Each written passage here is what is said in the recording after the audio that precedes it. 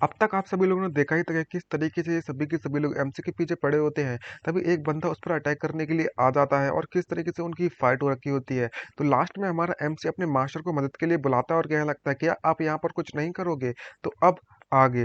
तभी वहां पर कई सारी फॉर्मेशन एक बन जाती है और उस फॉर्मेशन पे कई सारी पपेट्स बाहर आ जाती हैं, जिसको देखकर वो बंदा घबरा जाता है। तो एमसी के सामने उसका मास्टर आता है, वो भी एक होलोग्राफ में। और एमसी उससे पूछने लगता है कि मास्टर, आप बिल्कुल सही समय पर आए हो। क्या तुम मुझे बता सकते हो कि आखिरकार मुझे क्या करना चाहिए इसे हराने के लिए? जैसा कि आपने मुझसे कहा था कि मैं एक ऐसी जगह चुनूं जो कि हमारे लिए फाइट करने के लिए बेटर रहेगी। तभी उसका मास्टर उससे कहने लगता है कि तुम्हें चिंता करने की जरूरत नहीं है। मैंने यहाँ पर जो पेपर मैन है वो ऑलरेडी इस जगह पर लगाकर रखे हुए इस सिचुएशन से निपटने के लिए।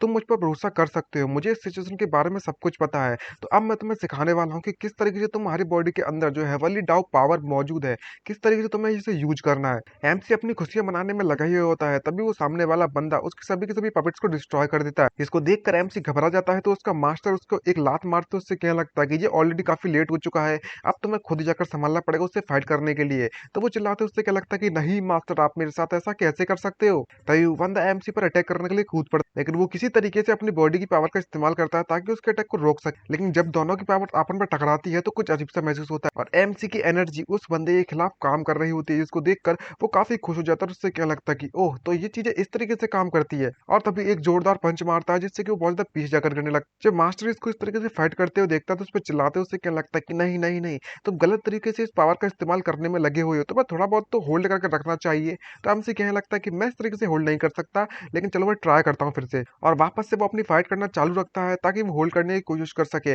और मास्टर फिर से बोलता है कि थोड़ा और कम पावर का यूज करो, तुम अपनी इतनी ज्यादा पावर का इस्तेमाल नहीं कर सकते। और अगले ही पल दिखाया जाता है कि इस बंदे की बॉडी अचानक से टूटना चालू हो जाती है। किसी को भी कुछ समझ में नहीं आ रहा होता कि क्या चलने में लगा हुआ होता है। तभी उसकी बॉडी में एक जोरदार धमाका होता है और पूरी की पूरी बॉडी में टुकड़े टुकड़े हो जाते हैं, जिसको देखकर एमसी उससे कहने लगता है कि नहीं। अब समझ में आया कि आखिरकार ये बंदा इस तरीके से हमसे क्यों कहने में लगा होता है। तभी पीछे से उसका मास्टर उससे कहने लगता है कि मैंने अपने दुश्मनों को ज्यादा ही अंडर एस्टिमेट कर दिया है। उनकी जो बॉडीज है वो यहाँ पर कहीं छुप कर बैठी हुई है और हमसे सिर्फ और सिर्फ एक पपेट फाइट कर रही है। और मुझे लगता है कि इस पपेट को भेजा गया था तुम्हारी स्ट्रेंथ को सिर्फ और सिर्फ टेस्ट करने के लिए। तो मैं तुमसे बस यही कहना चाहता हूँ जियाओ चैंग, कि चाहे कुछ भी हो जाए, तुम्हें जितना हो सके उतना कम अपनी, तुम्हारे पास जो हेवनली डाउ फ्रेगमेंट है उसकी पावर का इस्तेमाल कम करना चाहिए और उसको पूरी तरीके से यूज मत करना, तो ये तुम्हारे लिए बेटर रहेगा। मैं तुम्हें यही सलाह देना चाहूंगा। तो एमसी क्या लगता है कि जी मास्टर, मैं समझ चुका हूँ। दूसरी तरफ वो पूरी तरह से कंफ्यूज होता है, उसे कुछ समझ नहीं आ रहा होता और कहने लगता है कि अगर यहाँ तक मेरे लॉजिक के हिसाब से समझा जाए तो जितना ज्यादा पावर का यूज करूंगा उतनी ज्यादा मैं मैच्योर रहूंगा और पावरफुल बनता जाऊंगा। तो मास्टर मुझे इस पावर को यूज करने से मना क्यों कर रहे थे, वो भी सावधानी से यूज करने के लिए। अब जबकि मेरे पास जो हेवनली डाउ फ्रेगमेंट है वही इन लोगों को चोट पहुंचा सकता है, तो मैं सिर्फ और सिर्फ इसी का इस्तेमाल कर कर तो उन पर अटैक कर सकता हूँ। तो मैं कैसे इनसे फाइट करूंगा। दूसरी तरफ उनका जो सिक्स्थ ब्रदर होता है वो उससे कहने लगता है कि हमारी जो मेहनत थी वो बर्बाद हो चुकी है। मैंने कभी सोचा भी नहीं था कि हम इन्हें पकड़ने में नाकामयाब रहेंगे और कोई भी इंफॉर्मेशन भी नहीं मिल पाई हमें। तो तभी फिफ्थ सिस्टर आती है, उससे कहने लगती है कि यहाँ पर कुछ इंफॉर्मेशन मौजूद है, मैं यहाँ पर अपनी जो मेरी vision technology, resistance vision technology, मैं उसका इस्तेमाल कर सकती हूँ। इस पपेट ने जो भी कुछ देखा है उसे प्रोजेक्ट कर कर तुम्हें दिखाने के लिए। यहाँ पर आने से पहले जो भी इसके सामने हुआ था उसे वापस से रिप्रोड्यूस कर सकते हो इम्पैक्ट, ताकि उस समय की सारी जानकारी तुम्हें मिल सके, वो भी एक एक करके। ये बात सुनकर वो काफी खुश होते हैं, उससे कहने लगता है कि तुमने तो वाकई बहुत ज्यादा आसान कर दिया हमारे लिए काम, तुम तो हमारे लिए काफी ज्यादा यूजफुल हो इस बंदे के मुकाबले में। ये बात सुनकर एमसी गुस्सा आते हैं और कहने लगता है कि एक बार फिर से कह के देखा, तेरा खोपड़ा नहीं तोड़ दूं मैं। तभी उनकी प्रोजेक्शन चालू होती है और पीछे से वो दोनों लड़ रहे होते तो कह रहे होते कि जरा देखो तो, जो हमारी जो इंटेलिजेंस है वो रिप्ले होने में लगी हुई है, केयरफुली में देखना चाहिए। तभी फिफ्थ सिस्टर जब प्ले करने लगती है तो वहां पर कई सारे लोगों को बैठे हुए दिखाया जाता है। उनमें से एक बच्चा जो पपेट बना रहा होता है वो कहने लगता है कि जी श्याओ, वो जरा देखो तो जरा, ये पपेट तुम्हारी जैसे ही अगली दिखती है बहुत ज्यादा। तो इस बंदे को काफी गुस्सा आती है, उससे कहने लगता है कि तुम्हें आखिरकार अपनी इमेज का इस्तेमाल क्यों नहीं कर सकते हो, तुम मेरी इमेज क्यों बनाने में लगे हो इस तरीके से। और इन सभी को हमें इंट्रोड्यूस करवा कर दिखाया जाता है, ये seven stars of the east है और दूसरे बंदे का नाम ईस्टर्न सेवन स्टार्स अर्थ रकून है। खैर, इनके नाम में क्या रखा है, बच्चा कहने लगता है कि जिस जो मैंने तुम्हें बनाया है तुम्हें उस पर थोड़ा बहुत तो ध्यान देना ही चाहिए। आखिरकार जब फाइट करने के लिए तुम आगे जाओगे तो हम इन्हीं का तो यूज करने वाले हैं। तभी एक और बंदा उसके पास आता है और उससे कहने लगता है कि जो लिटिल रकून कहने में लगा हुआ है और लिटिल रैपड, तो मैं इस तरीके से आपस में फाइट करना बंद कर देना चाहिए। तो रकून उससे कहने लगता है, मुझे इस नाम से मत बुलाओ, ये बहुत ही ज्यादा डिस्गस्टिंग है। तभी एक फॉक्स उधर आती है और उससे कहने लगती है कि जो बैड मैन होते हैं वो सिर्फ और सिर्फ आर्ग्यू करना चाहते हैं, बहस करना जानते हैं। आजकल तुम जैसे जो हैंडसम लोग हैं वहां पर मौजूद ही नहीं है इस दुनिया में। मैं वाकई में बहुत ज्यादा उदास हूँ इस बात को लेकर। तभी पीछे से एक रैबिट टाइप की लड़की होती है, वो कहने लगती है कि जो टेल फाई टाइगर है, जो हॉर्न वो ड्रैगन है, तुम लोग तो कुछ कहो। ये सिचुएशन बहुत ज्यादा डरावनी होती जा रही है अगर तुम यहाँ पर कुछ भी नहीं कहते हो तो। लेकिन उन दोनों में से कोई भी कुछ भी नहीं कहता, तो रकून आगे आता है और उससे कहने लगता है कि ये दोनों के दोनों लोग बहुत ज्यादा बोर करते हैं और हर दिन अपना मुंह बंद कर रखते हैं, तो वैसे भी हम कहाँ सुन पाते हैं इनकी बातों को।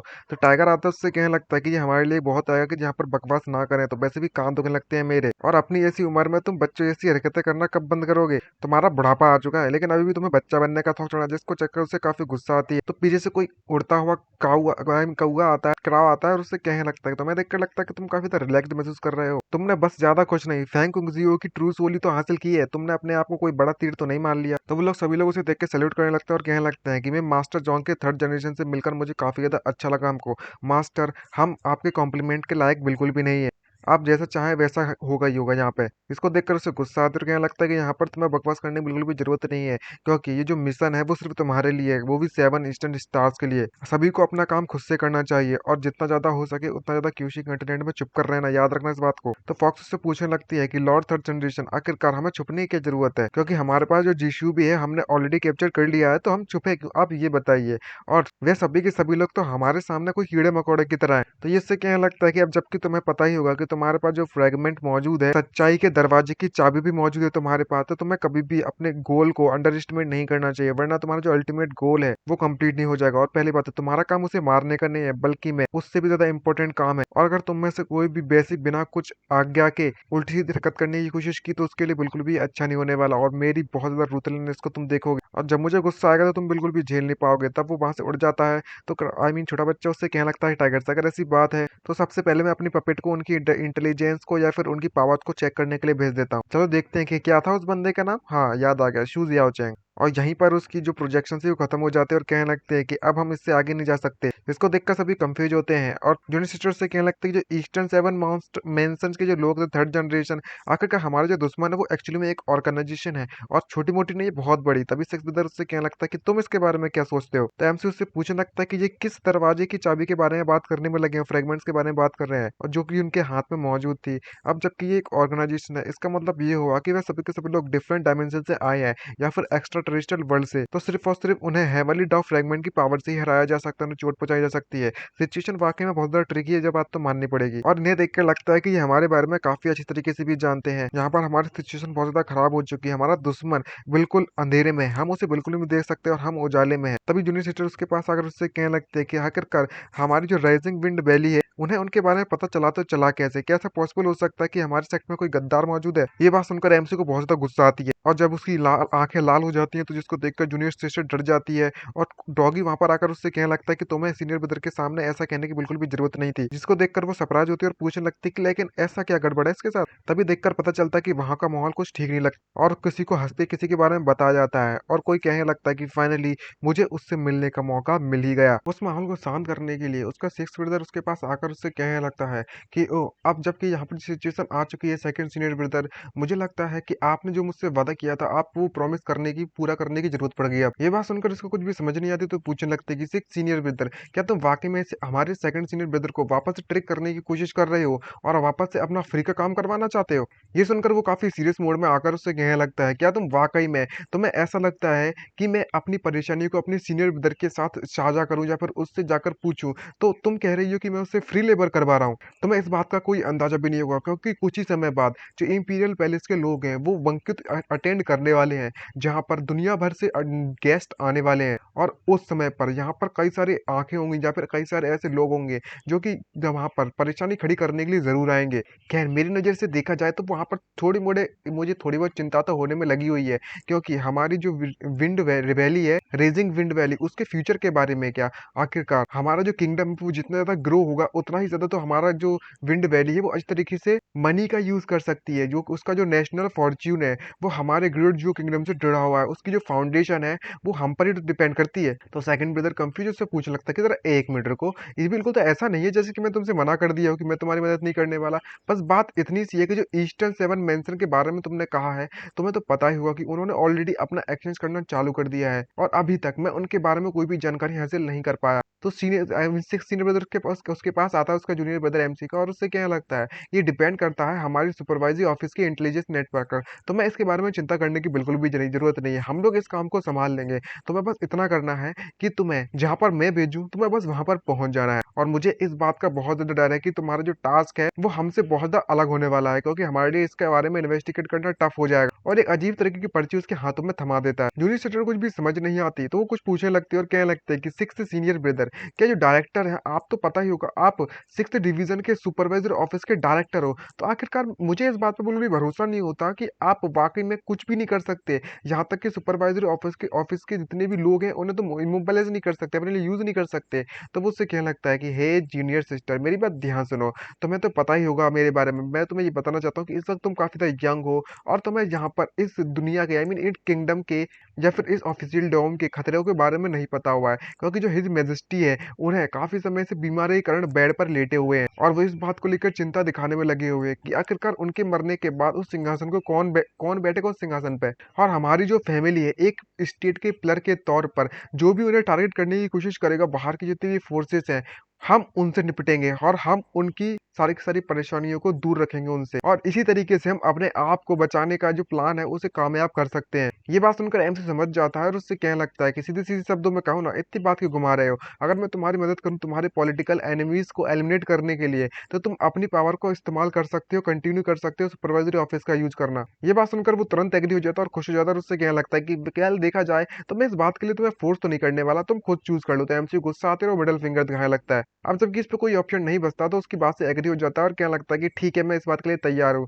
पीछे से जूनियर सिस्टर मन में सोचते कहने लगती है कि सिक्स सीनियर ब्रदर के पास हमेशा तरीके होते हैं, वो किसी भी तरीके से सेकंड सीनियर ब्रदर को मना ही लेता है काम करने के लिए। और जैसे ही हमारा एमसी अपनी राइजिंग विंड वैली के बारे में चिंता दिखाता है, तो वहीं पर फिफ्थ सिस्टर उससे कहने लगती है कि ओह ये यांग जी और जो ली जी और मैं अभी तीनों के तीनों इस वक्त घर पर मौजूद है, और हमें फैंग जी का भी तो ख्याल रखना है, और तुम्हें चिंता करने की जरूरत नहीं है, क्योंकि हमारी जो राइजिंग विंड वैली है उसने ऑलरेडी अपने एक्टिवेट कर दिया डिफेंस प्रोग्राम को हमारे मास्टर के इंस्ट्रक्शंस के हिसाब से। और करंटली इसकी जो डिफेंसिव सिस्टम है उसके मुकाबले में हमारा आउटसाइड वर्ल्ड से पूरी तरीके से कनेक्शन टूट चुका है, और जो काफी ज्यादा डिफिकल्ट होगा, हमारे जो दुश्मन है आउटसाइडर के लोग हैं वो हमें ढूंढ भी नहीं पाएंगे। और हाँ, मैं तो तुम्हें एक बात बताना भूल ही गई थी कि इस वक्त मैं तुमसे जो बात कर रही हूँ वो एक होलोग्राफिक प्रोजेक्शन है। तो आखिरकार जो मेरी बॉडी है वो इस वक्त उस किचन में जाकर खाना जो पका रही है। ये दुख कर हमारे एमसी काफी गुस्सा आती है और चिल्लाते हुए कहने लगता है, ओ अरे तो ये तो गड़बड़ हो गई रे, जल्दी से इस बंदी को रोको। मैंने अगर कोई भी एक्सप्लोजन किचन में सुना तो जो बहुत ज्यादा बुरा होने वाला है। तभी सिक्स ब्रदर उसके पास आता है, उसे उदास हुआ देखता है तो कहने लगता है कि जो दू यूशु है वो भी हमारे कैपिटल में इंतजार करने में लगा हुआ है, यहाँ पर हमारे पास बिल्कुल भी समय नहीं, अब हमें चलना चाहिए। अब जब एमसी इतना ज्यादा उदास होता है तो जूनियर सिस्टर उसके पास आकर उसे शांत कराने के लिए कहने लगती है और बताती है कि मैं कभी भी इससे पहले कैपिटल में नहीं गई हूँ। तो एमसी कहने लगता है कि ओ मैं उम्मीद करता हूँ कि जो तुम्हारी जो फिफ्थ सीनियर सिस्टर है वो किसी भी तरीके से फैंग कुंगजियो को जहर ना दे दे। और इनकी जब मजाकिया बातें चली रही होती है ना, फाइनली वो लोग किंगडम पर पहुंच जाता है। तभी ये कहने लगता है कि लिटिल जूनियर सिस्टर एक बात का ख्याल रखना कि तुम मुझसे बिल्कुल भी दूर मत जाना और खूब मत जाना। तभी वो कहने लगता है कि ठीक है ठीक है। तो उसे उसे अजीब सी आवाज सुनाई देती है और उससे पूछने लगता है कि एट सीनियर ब्रदर, क्या यहाँ पर इतने ज्यादा आई मीन डीमंस रहते हैं, इतने ज्यादा डीमंस के क्लेन रहते हैं कैपिटल के अंदर? ये सुनकर एट सीनियर ब्रदर उसे जवाब देते हैं, उससे कहने लगता है कि ऐसी बात नहीं है, ये सभी के सभी लोग इस पैलेस बंक्युत के लिए आए हुए हैं। तुम्हें शायद इस बारे में पता नहीं होगा कि आखिरकार जो पैलेस बंक्युत है वो कुछ ना कुछ समय पर ऐसी होती रहती है, और सारे के सारे नेशंस के जितने भी देशों के लोग हैं, कई सारे देश विदेश के गॉड्स डीमंस इमोर्टल्स, वह सभी के सभी लोग ह्यूमंस के रेस के साथ नेचुरल सी बात है दोस्ती बढ़ाने के लिए पार्टिसिपेट करने के लिए यहाँ पर आते हैं। इसको देखकर जूनियर सिस्टर काफी एक्साइटमेंट से भर जाती है और घूमते घूमते कहने लगती है कि यहाँ पर देखा जाए तो मैंने कभी सोचा भी नहीं था क्योंकि वो फॉक्सेस भी यहाँ पर मौजूद होंगे। मैं भी जानना चाहता हूँ कि मैं यहाँ पर वापस से शी वेई को देख पाऊंगी। तभी डॉगी उसके पास आकर उससे कहने लगता है कि आखिरकार हमारे पास उसका इनर कोर जो था, हमने उसका इनर कोर जो यूज किया था, ये काफी ज्यादा ऑकवर्ड वाली बात होगी कि आखिरकार हम दोबारा उससे मिल गए तो एक्सप्लेन कैसे करेंगे सिचुएशन को। ये बात सुनकर वो लड़की उससे कहने लगती है कि ये काफी ज्यादा आसान होने वाला है, हम ज्यादा कुछ नहीं, बस सेकंड सीनियर ब्रदर को हम उसके हाथों में सौंप देंगे। और तभी वहां पर पीछे से उन्हें किसी की चिल्लाने की आवाज आती है, तो वो सभी लोग बहुत ज्यादा शॉक हो जाते हैं, जिसे देखकर वो घबरा जाती है और कहने लगती है कि यहाँ पर कोई ना कोई तो इस गली में तबाही मचाने में लगा हुआ, दूसरों के लिए परेशानी खड़ी करने में लगा हुआ है, कौन हो सकता है? तभी ईट की कतई दिमाग की बत्ती जलती है और सोचते हुए क्या लगता है, अरे नहीं, क्या ये मैं सोच रहा हूँ कहीं ये वो तो नहीं? और जैसे ही वो सामने किसी को उड़ते हुए देखता है तो वो काफ़ी ज़्यादा शॉक हो जाता है। एक बंदा का थप्पड़ खा हुए उड़ते-उड़ते उसके ड्रेस की तरफ आने में लगा हुआ है और इसको पीटने वाला कोई और नहीं बल्कि मैं हमारा सेकंड सीनियर ब्रदर है, जो कि उससे कहने लगता है कि मैं कभी भी इस बंदे की बात को मानने के लिए तैयार नहीं हूँ और बुजुर्ग से पीट देता है उसको। इसे वाक़ई में ऐसा लगता है जो चाहे वो कर सकता है। तभी जो जूनियर सिस्टर उससे कहने लगते हैं कि सेकंड सीनियर ब्रदर, क्या तुम वाक़ई में रैंडमली लोगों को हिट करना फिर से चालू कर दिया? ये देखकर वो उससे गुस्सा करते उससे कहने लगता है कि मैं कभी भी लोगों को हिट नहीं करता, वो भी बिना मतलब के तो बिल्कुल भी नहीं। ये बंदे ने अभी-अभी मुझे मॉडल कहकर मेरी बेइज्जती कर दी थी और इसका जो टेरेबल एटीट्यूड है मुझे पसंद नहीं आया। ऑफ कोर्स सी बात है कि मुझे सब उसे सबक तो सिखाना ही पड़ा। तभी सिक्योरिटी गार्ड्स आ जाते हैं और उससे कहने लगते हैं कि तेरी हिम्मत कैसी हुई? तुम्हें पता भी है कि ये जिस बंदे को तुमने मारा है वो कोई और नहीं बल्कि मैं फोर्थ प्रिंस के लोग हैं। ये बात सुनकर एमसी उससे कहने लगता है कि हाँ, तुम सभी को देखो तो तुम्हें देखकर तो ऐसा लगता है ये कोई क्लासिक एनिमी का या फिर मांगा का कोई प्लॉट वगैरह हो। जैसे कि प्रोटोगनिस्ट यहाँ पर कैपिटल में आता है पहली-पहली बार और किसी रॉयल फैमिली के लैकीज़ को या फिर नोबल्स को पीट देता है और मुसीबत में पड़ जाता है। अगर वाक़ई में ऐसी बात है, तो मैं तुम्हारे सभी के सभी फोर्थ प्रिंस के जितने भी लैकीज़ हैं, चमचे हैं, उन सभी को बुजुर्ग से पीटने वाला हूँ। चलो आ जाओ, तुम जितने ज़्यादा ला सकते हो उतने ज़्यादा लोग मेरे पास लेकर आओ। और उस फैटी की भी तरीके से बैंड बजा रखी होती है। तभी उसके जूनियर ब्रदर उसे आकर दूर करता है उससे और उससे कहने लगता है कि सेकंड सीनियर ब्रदर, आपको फाइट करना रुक जाना चाहिए। तुम्हें पता भी है कि ये लोग कौन है? ये लोग फोर्थ प्रिंस के लोग हैं और जिस बंदे को तुम पीटने में लग गई हो वही फोर्थ प्रिंस है। ये बात सुनकर एमसी शॉक हो जाता है और कुछ लगता तो नहीं है शौक, पर दूसरी तरफ देखते हुए कहने लगता है कि तुमने इसके बारे में मुझे पहले क्यों नहीं बताया? तभी सिक्योरिटी गार्ड वाले पूरे घबरा जाते हैं और उससे कहने लगता है कि मास्टर डू, हमारे इस जुओ किंगडम की लॉ के अनुसार तुम्हें लगता है कि तुम्हें इस बंदे को पनिशमेंट देनी चाहिए और तुरंत अरेस्ट करने चाहिए, क्योंकि इसने एक प्रिंस पर अटैक जो किया था और इसकी सजा तो इतनी कमजोर कैसे हो सकती है? हम इसके पूरी की पूरी नौ जनरेशन को पूरी तरह से मिटा देंगे। ये बात सुनकर वो उससे कहने लगता है हमारा एमसी, तो क्या हुआ अगर ये बंदा कोई प्रिंस वगैरह है? अगर ये यहाँ पर कोई एम्परर भी मेरे सामने खड़ा हो जाए तो मैं उसे भी पीट दूंगा। ये बात सुनकर उसे गुस्सा आने लगती है और उससे वह सभी गार्ड गालियां देते हुए कहने लगते हैं कि जरा देखो तो तुम कितने ज्यादा रूड हो चुके हो, यहाँ तक कि हमारे एम्परर के सामने तुम एक चींटी समान हो, चींटी समान। तेरी हिम्मत कैसे? डू यू शू, क्या तुम वाकई में से अरेस्ट नहीं करने वाले? तो एमसी काफी कॉन्फिडेंटली कहने लगता है कि ओल्ड एट था, हम लोग ब्रदर्स हैं, तुम इस तरीके से मुझे अरेस्ट नहीं कर सकते। तो उसका एट ब्रदर कहने लगता है कि खैर अब जबकि सिचुएशन यहाँ पर आ चुकी है तो मेरे पास कोई भी चारा नहीं बचता और अगले ही पल हमें दिखाया जाता है कि उसे अरेस्ट कर लिया जा चुका और उसका एट ब्रदर से कहने लगता है कि तुम्हें पता भी है कि तुमने किसको मारा था, वो भी प्रिंस को मारा है। और हमारे इस किंगडम के लॉ के अनुसार अगर कोई प्रिंस यहाँ पर कोई भी लॉ तोड़ देता है तो उसे भी पनिशमेंट मिलेगी बिल्कुल कॉमनर की तरह। आखिरकार हम सुपरवाइजरी जो ऑफिस है वो कभी भी अपने पर्सनल फायदे के लिए इसका इस्तेमाल नहीं कर सकते हैं, तो तुम्हें भी इस लॉ का इस्तेमाल करने के लिए नहीं मिलने वाला। सो सेकंड सीनियर ब्रदर, ये आपके लिए बेटर रहेगा कि आपने जो गुनाह किया है उसकी सजा तो तुम्हें मिलने ही वाली है। ये देखकर जूनियर सिस्टर पूरी तरीके से कंफ्यूज होती है और कुछ भी नहीं कह पाती है। तो एमसी कहने लगता है कि जरा इस ओल्ड एड को देखो, यहाँ पर जो हर चीज में इतना ज्यादा एक्सपर्ट हो चुका है, इतना ज्यादा अच्छा बन चुका है एक्टिंग में, बस इसको देखकर एक ही चीज अच्छी लगती है कि ये कुछ ज्यादा ही इंसाफ वाला बंदा बनता है। तो डॉगी भी पीछे आकर उससे कहने लगता है, क्या तुम्हें वाकई में ऐसा लगता है कि सभी के सभी इतने भी लोग हैं वो तुम्हारी तरह मोरली करप्ट होने वाले हैं? तो जूनियर सिस्टर पूछने लगती है कि सेकंड सीनियर ब्रदर, आखिरकार हम यहाँ से भागे तो भागे कैसे? तो वो उससे कहने लगता है कि तुम्हें चिंता करने की बिल्कुल भी जरूरत नहीं है, कोई यहाँ पर आएगा और हमारी जेल से आजाद करवा देगा हमें। और तभी उसे एक लेटर देने लगता है जिसको देखकर वो कंफ्यूज हो जाती है और कहने लगती है, क्या तुम वाकई में एट सीनियर ब्रदर के बारे में बात कर रहे हो? तो वो उससे कहने लगता है कि ये वो नहीं है, बल्कि मैं ओल्ड सिक्स रहने वाला है। उस बंदे ने ही मुझे यहाँ पर इस जेल में कैद होने के लिए कहा था उस मूवमेंट पर। ये बात सुनकर जूनियर सिस्टर कुछ भी समझ नहीं आती और पूरी तरीके से कंफ्यूज होती है और वो बताने लगता है कि जो लियो लियो है जब वो वहां से मुझे छोड़कर गया था तो उसने मुझे उस एक लेटर भेजा था और उस लेटर में साफ साफ ऐसा लगा हुआ था कि हमारा जो बिग प्लान होने वाला है उसे कंप्लीट करने के लिए तुम्हें यहाँ पर फोर्थ प्रिंस को बुरी तरीके से पीटना पड़ेगा और जिस बंदे को मैंने पीटा वो फोर्थ प्रिंस था, मुझे इसके बारे में पहले से पता था। ये सुनकर वो कंफ्यूज होती है और उससे पूछने लगती है कि अगर ऐसी बात है सेकंड सीनियर ब्रदर, तो इसका मतलब ये हुआ कि तुम अभी प्रिटेंड करने में लगे हो तो गुस्सा आने पर। मुझे लगा कि तुम्हारे इस बार पूरा का पूरा दिमाग खो दिया है अपना बार बार कल्टीवेशन में फेल होने के कारण, इसलिए तुम इधर उधर अपना गुस्सा निकाल रहे हो। तो एमसी कहने लगता है कि जो ओल्ड सिक्स है वो मुझे यहाँ पर आजाद कराने के लिए जरूर आने वाला है, अभी नहीं तो बाद में हम आसानी से बाहर निकल जाएंगे, तुम्हें चिंता करने की जरूरत है ही नहीं रे बाबा, तो बस थोड़ा इंतजार करो। और तभी वहां पर 2000 ईयर लेटर इनके कंकाल बन जाते हैं और सभी के सभी लोग मारे जाते हैं। ये तो बस एक सिचुएशन थी, इतने समय के होने के बाद भी कोई भी इन्हें बचाने के लिए नहीं आता, तो इसे काफी तो गुस्सा आने लगती है। जिससे कि हमारी लिटिल सिस्टर को भी बहुत ज़्यादा बुरा लगता है जूनियर सिस्टर को, तो उससे कहने लगते हैं कि सेकंड सीनियर ब्रदर, क्या वाक़ई में मुझे ऐसा क्यों लगता है आपको देख के कि आपको फिर से ट्रिक कर दिया जा चुका है उस बंदे के द्वारा और अभी तक इतनी बार ट्रिक होने के बाद भी तुमने अपना सबक नहीं सीखा है। जिसे देखकर उसे काफ़ी गुस्सा आती है और वो कहने लगता है कि ठीक है, ठीक है, ठीक है। जब मैं यहाँ से बाहर जाऊँगा तो पक्का मैं ओल्ड 6th से अपना बदला लेने वाला हूँ और जो ओल्ड 6th और जो ओल्ड 8th के दोनों के दोनों जो पेयर है, उन सभी का फ्यूनरल तो अब तैयार होने वाला है। वे दोनों मरने वाले हैं, वो भी मेरे हाथों से। तभी हमें फॉरबिडन स्टडी रूम में दिखाया जाता है एम्परर को, जो कि कह रहा होता है कि मिनिस्टर बाय, मैंने यहाँ पर हमेशा सोचा करता था कि तुम मेरे एक लैकी हो, मेरे चमचे हो, जिसका जो बिहेवियर है वो काफी ज्यादा शांत और कंपोजर है। लेकिन तुम्हें देखकर तो ऐसा लगता है कि तुम यहाँ पर बहुत ही ज्यादा भयानक डेमोनर दिखाने में लगे हो अपने एंसेस्टर्स को। खैर देखा जाए तो इतना बुरा भी नहीं था। ये बात सुनकर वो खुश होता है। उससे क्या लगता है कि आपका धन्यवाद योर मेजेस्टी, मेरी जो फैमिली है वो हमेशा से आपके लिए लॉयल रही है ग्रेट जुओ के लिए, और मैं नेचुरली सी बात है मैं भी तो लॉयल रहूंगा ही रहूंगा ना, सीधी सी बात है। ये बात सुनकर एम्परर उससे कहने लगता है कि मुझे यहाँ पर अपने फ्यूचर प्लान्स के लिए, अपने ग्रेट जुओ के लिए जो भी मैंने प्लान किए थे उन्हें कंप्लीट करने के लिए तैयारी करनी पड़ेगी। और आखिरकार जो जगह है जो मैंने बंकित रखी गई है उन सभी के लिए, वो मेरे लिए बहुत इंपॉर्टेंट है और यहाँ पर कोई भी गलती नहीं होनी चाहिए। सड़क से तो मैटर है पैलेस बंकित को लेकर, मैं सारे के सारे मैटर तुम पर सौंपता हूँ और तुम मुझे डिसअपॉइंट नहीं कर सकते। इस बात से हमारा एमसी एग्री होता है, आई मीन हमारा एमसी का जो सिक्स्थ ब्रदर है वो एग्री हो जाता है और वो वहां से जाने लगता है। तभी उससे किसी की मुलाकात होती है और उस बंदे को सल्यूट करते हुए कहने लगता है कि तुम्हारा जो हम्बल सर्वेंट है वो आपको ग्रीट करता है सेकंड प्रिंस।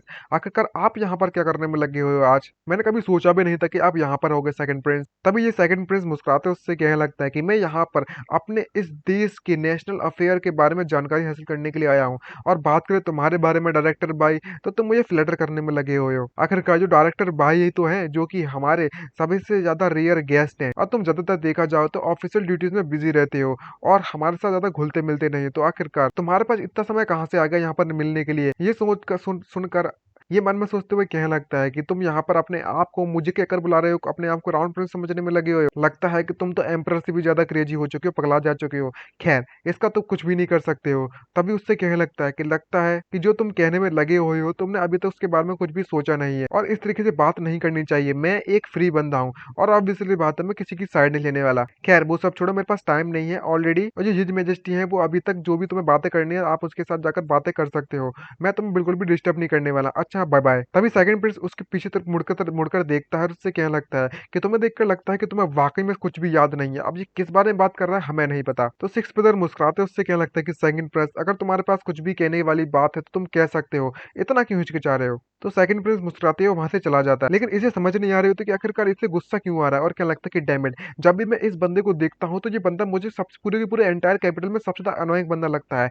आज नहीं तो कल मैं कोई ना कोई तो बहाना ढूंढ लूंगा जिससे कि मैं अपने सेकंड प्रिंस को पिटवाने के लिए किसी न किसी को जरूर भेजूंगा या फिर अपने हाथों से पीटूंगा। मुझे अपनी गुस्सा निकालनी है और इसे पीटने के लिए सेकंड ब्रदर को ही भेजना पड़ेगा मुझे। तभी उसको छींकें आने लगती है और समझ जाता है भाई इसके बारे में कोई ना कोई तो बात करने में लगा हुआ है। तो लिटिल सिस्टर जूनियर सिस्टर से पूछने लगती है कि सीनियर ब्रदर क्या आपको ठंडी लग गई है? तो एट ब्रदर उससे कहने लगता है कि मैं तुम्हें चुपके से बाहर लेकर आया हुआ हूँ तो तुम्हें सावधान रहना चाहिए, यहाँ पर कोई भी तुम्हें सुन नहीं सकता, इस बात का ख्याल रखना। तो एमसी क्या लगता है कि ठीक है ओल्ड जॉन्ग, तुमने कहा था कि कोई हमें बचाने के लिए आने वाला है और या फिर कोई हमें यहाँ पर बुलाने में लगा हुआ है, इसलिए हम लोग बस थोड़े डाउटफुल होने में लगे हुए थे। आखिरकार ये बंदा कौन हो सकता है और कहाँ पर है? तभी ये बंदा कहने लगता है कि पहली बात तो ये है कि मेरा सरनेम जोंग ली है और दूसरी बात तुम उस बंदे को ऑलरेडी जानते हो। तो जूनियर सिस्टर पूछने लगती है कि इसका मतलब ये हुआ कि जो सेकंड सीनियर ब्रदर है उसके ऑलरेडी बहुत ज्यादा पुराने पुराने दोस्त हैं इस पैलेस के अंदर, मुझे नहीं पता था इसके बारे में। तो एमसी क्या लगता है कि मुझे इस तरीके से टीज करना बंद करो, मैं किसी को भी नहीं जानता, सच्ची कह रहा हूँ। तभी नाइन्थ ब्रदर भी वहां पर पहुंच जाता है और क्या लगता है कि सेकंड सीनियर ब्रदर ओ तो तुम यहाँ पर मौजूद हो। तो एमसी उससे पूछने लगता है कि नाइन्थ ब्रदर कितनी तो कोइंसिडेंस वाली बात है, तुम भी यहाँ पर पकड़े जा चुके हो। तो वो घबराते हुए कहने लगता है कि हाँ ये काफी ज्यादा लंबी कहानी, मैं तुम्हें इसके बारे में बताता हूँ। तो वो उसके पास आकर कहने लगता है कि खैर वो सब छोड़ो, क्या तुम वाकई में यहाँ पर इस बार इंपीरियल सीज चुराने के लिए आए हो क्या? तभी पता नहीं क्यों ये नाइन्थ ब्रदर इतना सीरियस दिखता है और उससे क्या लगता है कि सेकंड सीनियर ब्रदर एक्चुअली बात ये है, ये अपनी बात को फिनिश भी नहीं कर पाता। तभी वहां से एक अजीब तरीके की चीज जमीन से निकल पड़ती है जिसको देखकर सभी लोग काफी सरप्राइज होते हैं। लेकिन हमारा एमसी बिल्कुल भी नहीं घबराता और उसके एक जोरदार किक मारता है जिससे कि ये अजीब सी दिखने वाली चीज दूर जाकर दीवार से टकरा जाती है। सभी लोग कंफ्यूज हो जाते हैं और किसी को समझ नहीं आ रहा होता कि ये क्या चलने में लगा हुआ है। तो एमसी कहने लगता है कि मुझे नहीं पता कि अगर ये क्या चीज है, लेकिन इसके पास फिजिकल फॉर्म है, इसका मतलब ये हुआ कि हम लोग इससे फाइट कर सकते हैं, कोई बड़ी बात नहीं है। और एक शेडो जैसी दिखने वाली ब्लैक चीज के पीछे पड़ जाते हैं और कहने लगते हैं कि ये चीज वापस से हम पर अटैक करने वाली है। लेकिन पता चलता है कि ये चीज अटैक ना करते हुए वहां से अपनी जान बचाकर भाग गई है, जिसको देखकर वो सरप्राइज हो जाता है और कहने लगता है कि हमें इसका पीछा करना होगा। और जब सभी के सभी लोग उस अजीब सी ब्लैक चीज का पीछा करने लगते हैं तो वहाँ पर कई सारी डेड बॉडीज़ पड़ी होती हैं, जिसको देखकर वो काफ़ी शॉक हो जाते हैं और कहने लगते हैं, ये किस तरीके की आवाज़ आने में लगी हुई है? यहाँ साउंड तो बहुत ज़्यादा डरावना लगने में लगा हुआ है। एमसी को ये लगता है कि वह आवाज़ वहाँ से आ रही है और जब वो लोग चुपके से झाड़ियों के पीछे देख तो कई सारे लोग वहाँ पर मरे पड़े हुए हैं और वह देखता है कि उसे मारने वाला एक अजीब-सा दिखने वाला बीस्ट है, जिसको देखकर तो वो और भी ज़्यादा घबरा जाता है। तो उसका सिक्योरिटी गार्ड उसके पास आकर जंगली उससे कहने लगता है, ये तो एक फीसिस मॉन्स्टर है, आखिरकार ये हमारे पैलेस के अंदर आया तो आया कैसे? तो हमारा एमसी उस पर अटैक करते उससे कहने लगता है कि इस बंदे को यहाँ से जाने मत देना बिल्कुल भी। लेकिन वो चीज़ वापस से शैडो में कन्वर्ट हो जाती है और भागने में कामयाब रहती है और जंगली उससे पूछने लगता है कि अच्छा तो इस चीज़ ने हम पर पहले अटैक किया था और ये तो वही चीज़ है जिन लोगों ने हमारे गार्ड को मारा है। तो एमसी क्या लगता है कि हमें अपने काम पर लग जाना चाहिए और वो अपनी सोल पावर को भी लगा देता अपने वेपन की उस पर अटैक करने के लिए और दोनों सोल पावर और उस अजीब सी दिखने वाले मॉन्स्टर के बीच में फाइट चालू हो जाती है और वो उसकी स्पिरिचुअल पावर को खाने की कोशिश करता है और वो उसको पकड़ने में भी किस तरीके से कामयाब रह जाता है उसकी फिजिकल बॉडी को। यहीं पर हमारा एमसी इस बढ़िया से मौके का फायदा उठाता है और इसके एक जोरदार पंच मार देता है। लेकिन जैसे वो पंच मारता है तभी हमारे एमसी का हाथ बहुत जोर से चमकने लगता है, जिसको देखकर उसे थोड़ा सा डाउट होता है और कहने लगता है कि मेरे जो हेवंस का फ्रेगमेंट है वो एक्टिवेट कैसे हो गया ऑटोमेटिक। और तभी वो उस हेवंस के फ्रेगमेंट का यूज करता है उस पर अटैक करने के लिए और उसकी पावर इतनी ज्यादा होती है कि वो चीज वहीं पर जलकर राख हो जाती है, जिसको देखकर वो काफी घबरा जाता है और मन ही मन में कहने लगता है कि इस अटैक से सिर्फ और सिर्फ उन्हीं को चोट लग सकती है जो कि ईस्टर्न सेवन मेंशन से आए हुए हैं, वो मुझे चोट पहुंचा सकते हैं। तो इसका मतलब ये पॉसिबल हो सकता है, ये इस तरह का कोइंसिडेंस कैसे हो सकता है कि जहां पर इस तरीके से जिसका मैं पीछे करने में लगा हुआ था कि वो उन लोगों की चीज निकली। जब इतने लोग मरे पड़े होते हैं तो जूनियर सिस्टर कहने लगती है कि ये कितनी ज्यादा ट्रेजिक वाली बात है, इन सभी के सभी इंसानों के हार्ट को उस बीस्ट ने खा लिया है। तभी नाइन्थ ब्रदर होता है वो उन सभी की आत्मा की शांति के लिए प्रेयर करने लगता है। तो जोंगली भी इस बात के लिए कंफ्यूज होता है कि यहाँ पर क्या चलने में लगा हुआ था। तो कहने लगता है कि मैंने कई सारे रूमर्स सुने हैं कि आजकल हमारे पैलेस के अंदर से काफी लोग गायब होने में लगे हुए थे। मैंने कभी सोचा भी नहीं था ये डीमंस है वो हमारे पैलेस के अंदर आने में कामयाब रहेंगे। तो एमसी की नजर एक अजीब सी चीज पर जाती है और वो उस चीज को पकड़कर उससे पूछने लगता है कि आखिरकार जब हमने उसे मार दिया था तो उसने इस अजीब सी चीज को पीछे छोड़ दिया था। इसको देखकर तो लगता है कोई फिश का स्केल्स वगैरह होगा या फिर किसी स्नेक का स्केल होगा। जूनियर सिस्टर उससे पूछने लगता है कि सेकंड सीनियर ब्रदर जोंगली वू, आखिरकार आपने जो जोंगली वू ने इस वक्त हमसे कहा था क्या आप उसका ख्याल रखोगे? चलो हमारे लिए यही बेटर रहेगा कि हम इस मैटर को यहीं पर अवॉइड कर दें ताकि हम दूसरों को और ज्यादा चोट ना पहुंचाए और हमारा एमसी इस बात से एग्री हो जाता है। तो नायन ब्रदर के पास जाकर उससे पूछने लगता है कि तुम मुझसे कुछ कहने वाले थे ना कुछ देर पहले, चलो चलते हैं हम लोग चलते चलते बात करेंगे और तुम मुझे बताओ सब कुछ। दूसरी तरफ हमारे सिक्स ब्रदर को दिखाया जाता है जो कि काफी गुस्से में होता है और कहने लगता है कि एक ऑफिशियल होना भी काफी ज्यादा सरदर्द वाली बात होती है। यहाँ पर कई सारे ऐसे काम है जो कि करने पड़ते हैं हमें और सोचते हुए कहने लगता है कि जो ओल्ड एट्थ है वो पेट्रोल के लिए जा चुका है, वरना मैं वाकई में सारा का सारा जो वर्कलोड है मेरा उस पर डाल देता कब का। और बात करें उस बंदे के बारे में तो अगर देखा जाए तो आखिरकार उस सेकंड प्रिंस से किस तरीके से निपटा जाए, उसको किस तरीके से स्कैम में फंसाऊं, मुझे ये समझ नहीं आ रहा। और वो सेकंड प्रिंस चाहता क्या है? तभी अचानक से वो अपने आप को पीछे से कोई नोटिस करता है और कहने लगता है कि आखिरकार ये लिटिल थीफ कहाँ से आया मुझ पर अटैक करने के लिए, इसकी हिम्मत तो देखो कितनी बढ़ गई है। और जैसे पीछे मुड़कर देखता है तो पता चलता है कि ये तो इसका सेकंड सीनियर ब्रदर है, ये यहाँ पर क्या कर रहा है। और हमारा एमसी तुरंत अपना लठ लेकर उसके सर में बजा देता है और कहने लगता है कि डियर सिक्स जूनियर ब्रदर, काफी समय बाद मिले ना। इसको देखकर उसे गुस्सा आती है और वो चिल्लाते उससे कहने लगता है कि अच्छा तो इस तरीके से तुम लोगों को ग्रीट करने लगे। और उसका चेहरा पूरी तरीके से बदल जाता है और कहने लगता है कि good evening ninth junior brother और लिटिल जूनियर सिस्टर, आप यहाँ पर क्या करने में लगे हुए हो? क्योंकि जो सिक्स सीनियर ब्रदर है इसको देखकर वो काफी कंफ्यूज हो जाते हैं और कहने लगते हैं कि तुम अपने चेहरे को तो देखो, इसका चेहरा इतनी जल्दी कैसे बदल जाता है। तो एमसी उससे कहने लगता है कि जो तुम डिजर्व करते हो मैंने तो उससे कम ही मारा है तुम्हें, मैं तुम्हें वाकई में बहुत बुरी तरीके से मारना चाहता हूँ। खैर वो सब छोड़ो, तुमने मुझसे कहा था और मैं जाकर उस फोर्थ प्रिंस को बुरी तरीके से पीट दिया जैसे कि तुमने मुझसे कहा था, लेकिन मुझे उस एट्थ के द्वारा ओल्ड एट्थ के द्वारा जेल में बंद कर दिया गया, लेकिन कोई भी मुझे वहां पर बचाने के लिए नहीं आया। मैं तुम्हारा कितने समय से इंतजार करने में लगा हुआ था और अंत में आकर जोंगली वू मेरे पास आता है और वो हम सभी को बाहर निकालता है। अब मुझे सब कुछ सच सच बताओ कि आखिरकार तुम क्या प्लान करने में लगे हुए हो। तो सिक्स ब्रदर उससे क्या लगता है कि जो फोर्थ प्रिंस है वो सबसे ज्यादा बिगेस्ट परेशानी खड़े करने वाला बंदा है और इस पैलेस बंकित के दौरान मुझे लगता है कि वो यहाँ पर कुछ ना कुछ तो परेशानी खड़ी जरूर करेगा इस बार। जिसको देखकर एमसी गुस्सा आती है और वो कहने लगता है कि तू सच सच बता, मुझे पूरी बात नहीं बता रहा है ना।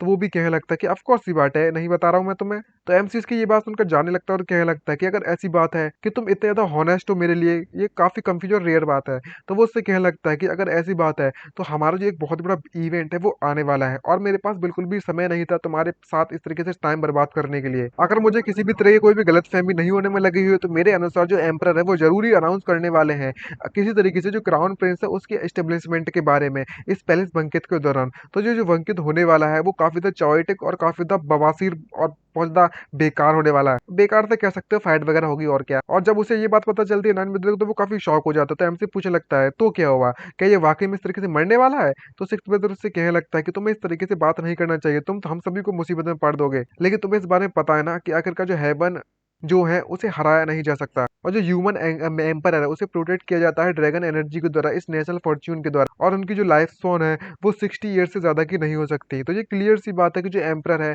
उसका समय जल्दी खत्म होने वाला है, और इसी की वजह से यहाँ पर जो कुछ लोग हैं वो कुछ ज्यादा ही लालची बनते जा रहे हैं। और उन्हीं में से कुछ लोग हैं जो कि रॉयल ब्लड लाइन से बिलोंग करते हैं। जो एल्डेस्ट प्रिंस है वो अचानक से मारा गया था किसी ट्रिब्यूशन के कारण, हमें नहीं पता क्या हुआ था। और उसके बाद सेकंड प्रिंस बचा हुआ है, जो उसकी उसकी आंखों में साफ साफ पता चलता है कि वो एक कांटे की तरह है। और बात करें थर्ड प्रिंसेस के बारे में, जैसा कि हमने प्लान किया था, वो एक क्रिश्चियन बन चुकी है, अपने आप को बुद्धिस्ट में डेवर्ट कर दिया है। और बात करें उस फैटी फोर्थ प्रिंस के बारे में, तो वो एक नंबर का बेवकूफ है। जो फिफ्थ प्रिंस है वो डीपली वाकई में एम्परर से बहुत ज्यादा पसंद करते हैं, और उसे एक मौका मिल सकता है शायद से वो थ्रोन का हकदार बन जाए और किंग बन जाए या फिर एम्परर बन जाए। लेकिन उसके दौरान एक बैटल होने वाली है उस थ्रोन या कि सिंहासन को हासिल करने के लिए, जैसे कोई भी नहीं रोक सकता। ये बात तो सच है। तो एमसी क्या लगता है कि आखिरकार तुम मुझे ये बताओ कि तुम ये सब क्यों कहने में लगे हुए हो? तुम्हें वाकई में ऐसा लगता है कि जो सेकंड प्रिंस है, जो फोर्थ प्रिंस है, वो अपना फोर्सफुली रास्ता को तैयार करेंगे और इस पैलेस के जो बंकित होने वाला है इसके दौरान कुछ बवासीर खड़ी कर देंगे? तो वो कहने लगता है सिक्स्थ ब्रदर,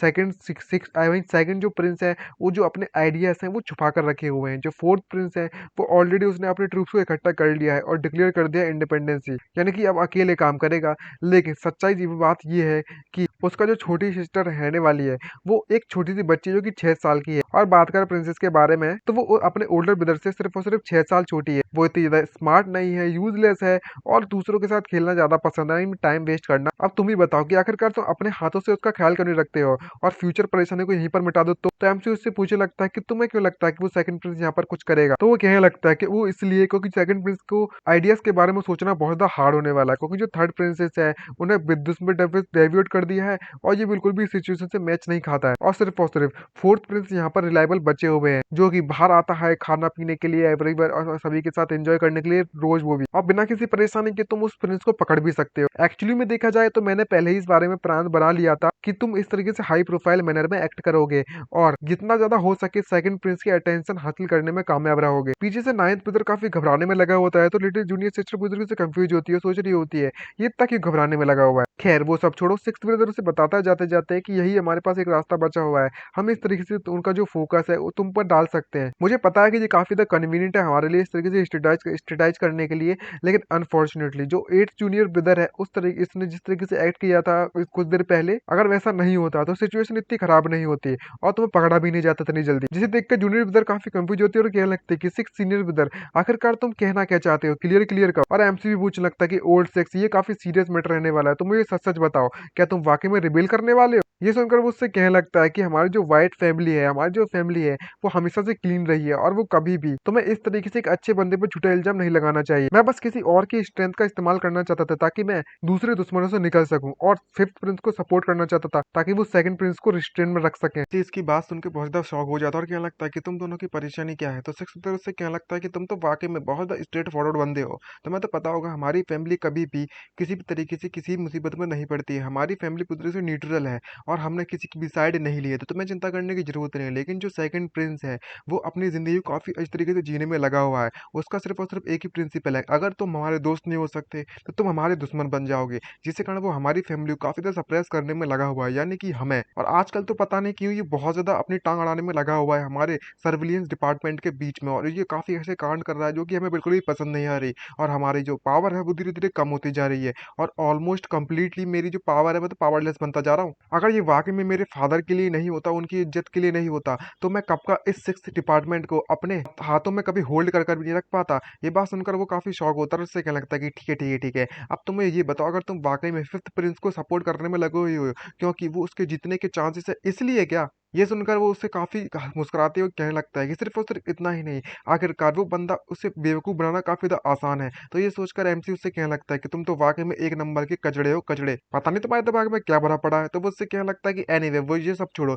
तुम तो ऑलरेडी इस गेम के बोर्ड के अंदर आ चुके हो। तो सेकंड सीनियर ब्रदर, अगर तुम चाहो या ना चाहो, लेकिन हमारी जो विंड वैली है, अब वो फिफ्थ प्रिंस के कंट्रोल में ऑलरेडी आ चुकी है। ये सुनकर एमसी उससे वो कहने लगता है कि ठीक है, ठीक है, ठीक है। अब तुम्हें जल्दी बताओ कि आखिरकार वो फिफ्थ प्रिंस है कहाँ पर? तो मुझे उसके पास लेके तो जाओ, ज़रा देखूँ तो तुम इसे कैसे बेवकूफ़ बना सकते हो। ये सुनकर वो मुस्कुराते उससे कहने लगता है कि वो ऑलरेडी हमारे साथ है काफ़ी समय से, और तुरंत इंट्रोड्यूस करवा देता है कि तुम्हारा कहने का मतलब है कि ये बंदा फिफ्थ प्रिंस है, जिसे हम लोग हिज हाइनेस यू वैन यान क्वीन के नाम से भी जानते हैं। और वो बंदा अपनी शक्ल छुपाकर किसी कोने में जाकर बैठ जाता है और घबराते घबराते उसके पसीने छूट रहे होते हैं, क्योंकि किसी को भी इसके बारे में नहीं पता था कि ये एक फिफ्थ प्रिंस है। खासकर जूनियर सिस्टर और एमसी दोनों दोनों उसे जानकर काफी ज्यादा शॉक हो जाते हैं। और तभी वो खड़ा होता है अपने बारे में बताते, उससे क्या लगता है कि सेकंड सीनियर ब्रदर, यही एग्जैक्टली यही जो चीज मैं तुम्हें अभी तक बताना चाहता था, लेकिन तुम मेरी बात सुन ही नहीं रहे थे। और इसी के साथ साथ उनकी पंचायत वहां पर चलती रहती और पूरी की पूरी स्टोरी हमारा नाइन्थ ब्रदर उन दोनों को सुनाता है कि आखिरकार क्या क्या हुआ था। ये सुनकर एमसी उससे कहने लगता है कि अब मुझे समझ में आया कि आखिरकार तुम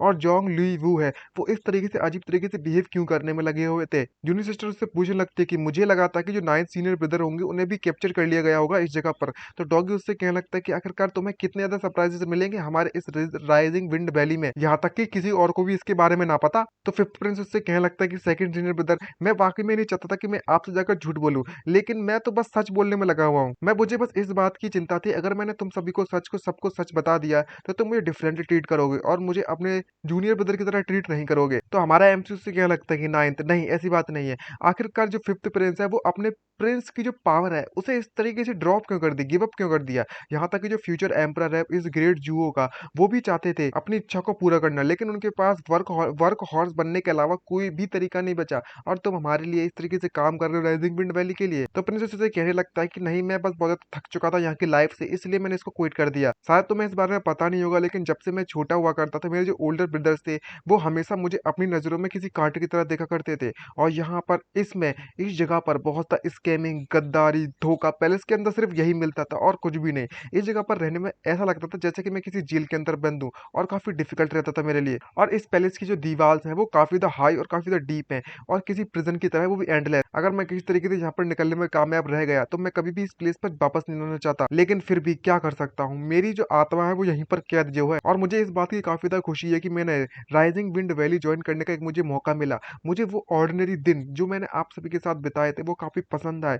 मैंने आपके साथ खेला कूदा, हंसा, मस्ती मजाक की, और वो जो नॉर्मल दिन थे ना, वो मेरी जिंदगी में कभी नहीं भूलने वाले दिन थे। ये बात सुनकर एमसी उससे कहने लगता है कि तुम्हारी बात तो सही है, तुम काफी ज्यादा आसान से बेवकूफ बनाने वाले बंदे हो। और सिक्स्थ ब्रदर से पूछने लगता है कि हमारी जो फैमिली है वो इस जहाँ पर क्या वाकई में सेकंड प्रिंस को काउंटर करने के लिए हमें इसके हायर की सपोर्ट करने की जरूरत पड़ेगी। तो सिक्स्थ ब्रदर से कहने लगता है कि जो फिफ्थ प्रिंस है वो कंप्लीटली देखा जाए तो उनके पास बिल्कुल भी एटिकेट नहीं है इस पैलेस में। तो मैंने जानबूझकर इसको तुम्हारा दोस्त बनाया और इंट्रोड्यूस करवाया राइजिंग विंड वैली में। ये बात जानकर वो काफी उदास हो जाता है और उससे क्या लगता है कि मैंने राइजिंग विंड वैली को ज्वाइन किया था क्योंकि जो सीनियर सिक्स्थ ब्रदर के स्कैम के कारण।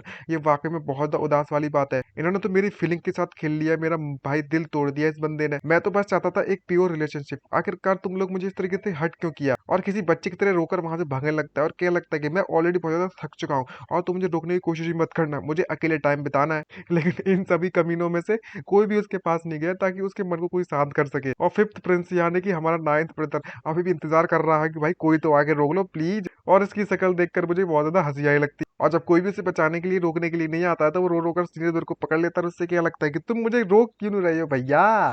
तो एमसी उससे क्या लगता है कि तुम्हें जहां जाना है तुम जा सकते हो, तुम अडल्ट बन चुके हो। और तुम्हें इस जैसे जो तुम्हें पता होगा, इस वक्त हम यहाँ पर बैठे हुए हैं, उस वक्त हमारे जो इंपॉर्टेंट मैटर्स है या फिर रिबेलियन के जो मैटर्स है हम डिस्कस करने में लगे हुए हैं।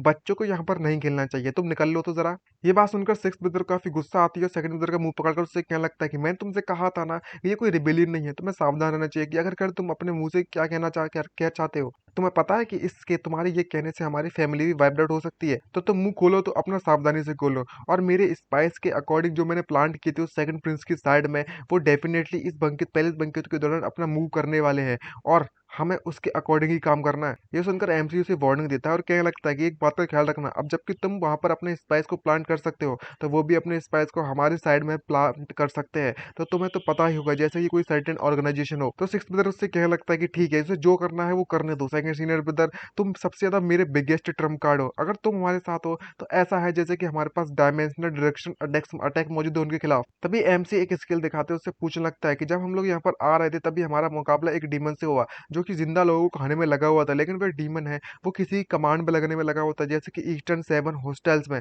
ये देखकर सिकंदर कंफ्यूज होता है, उससे कहने लगता है कि तुम्हें चाहे कुछ भी हो जाए, अगर ऐसी बात है तो तुम्हें इस बंकित को अटेंड करना ही पड़ेगा। अगर मैं वाकई में एक विलन निकला या फिर मैं एक विलन होता, अगर मेरी मेंटली सोचा जाए तो मैं इस मौके का फायदा अच्छी तरीके से उठाता ताकि इस ग्रैंड ऑक्सीजन यानी कि इस बढ़िया से इवेंट पर अपनी पावर का शो ऑफ करता। ये तुम्हारे कहने का मतलब क्या है कि यदि तुम विलन होते, तुम भाई विलन हो जो दूसरे के लिए परेशानी खड़ी करते रहते हो। तो उसका सिक्स ब्रदर उससे कहने लगता है कि वाकई में तुम मुझे इस तरीके से देखते हो। तो प्रिंस भी काफी रोते हुए कहने लगता है कि मैं तो वाकई में यहाँ पर प्रोटोगनिस्ट होना चाहिए था ना। अगर मैं वाकई में एक प्रोटोगनिस्ट हूँ जो कि थ्रोन को हासिल करने के लिए, सिंहासन को हासिल करने के लिए लड़ना पड़ेगा, तो तुम वाकई में मुझे इस तरीके से ध्यान भी नहीं दे रहे हो मुझ पर। तो यहाँ का मेन टॉपिक मैं हूँ और तुम मुझ पर ही ध्यान नहीं दे रहे। तो जूनियर सिस्टर उसे सांत्वना देते हुए उससे कहने लगते कि nine senior brother, after all इतने समय के बाद भी तुमने वाकई में हमारे सेट के सभी लोगों के ट्रू नेचर के बारे में नहीं पता लगाया। ये बात सुनकर वो वहीं पर रोना चालू कर देता है। तभी वो समय आता है जब वो पार्टी या बंकट स्टार्ट होने वाली होती है। तो उसका ब्रदर बोलता है कि माय डियर ब्रदर, वाकई में यहाँ पर वापस हो चुका है। मुझे लगा था कि तुमने ऑलरेडी बिकम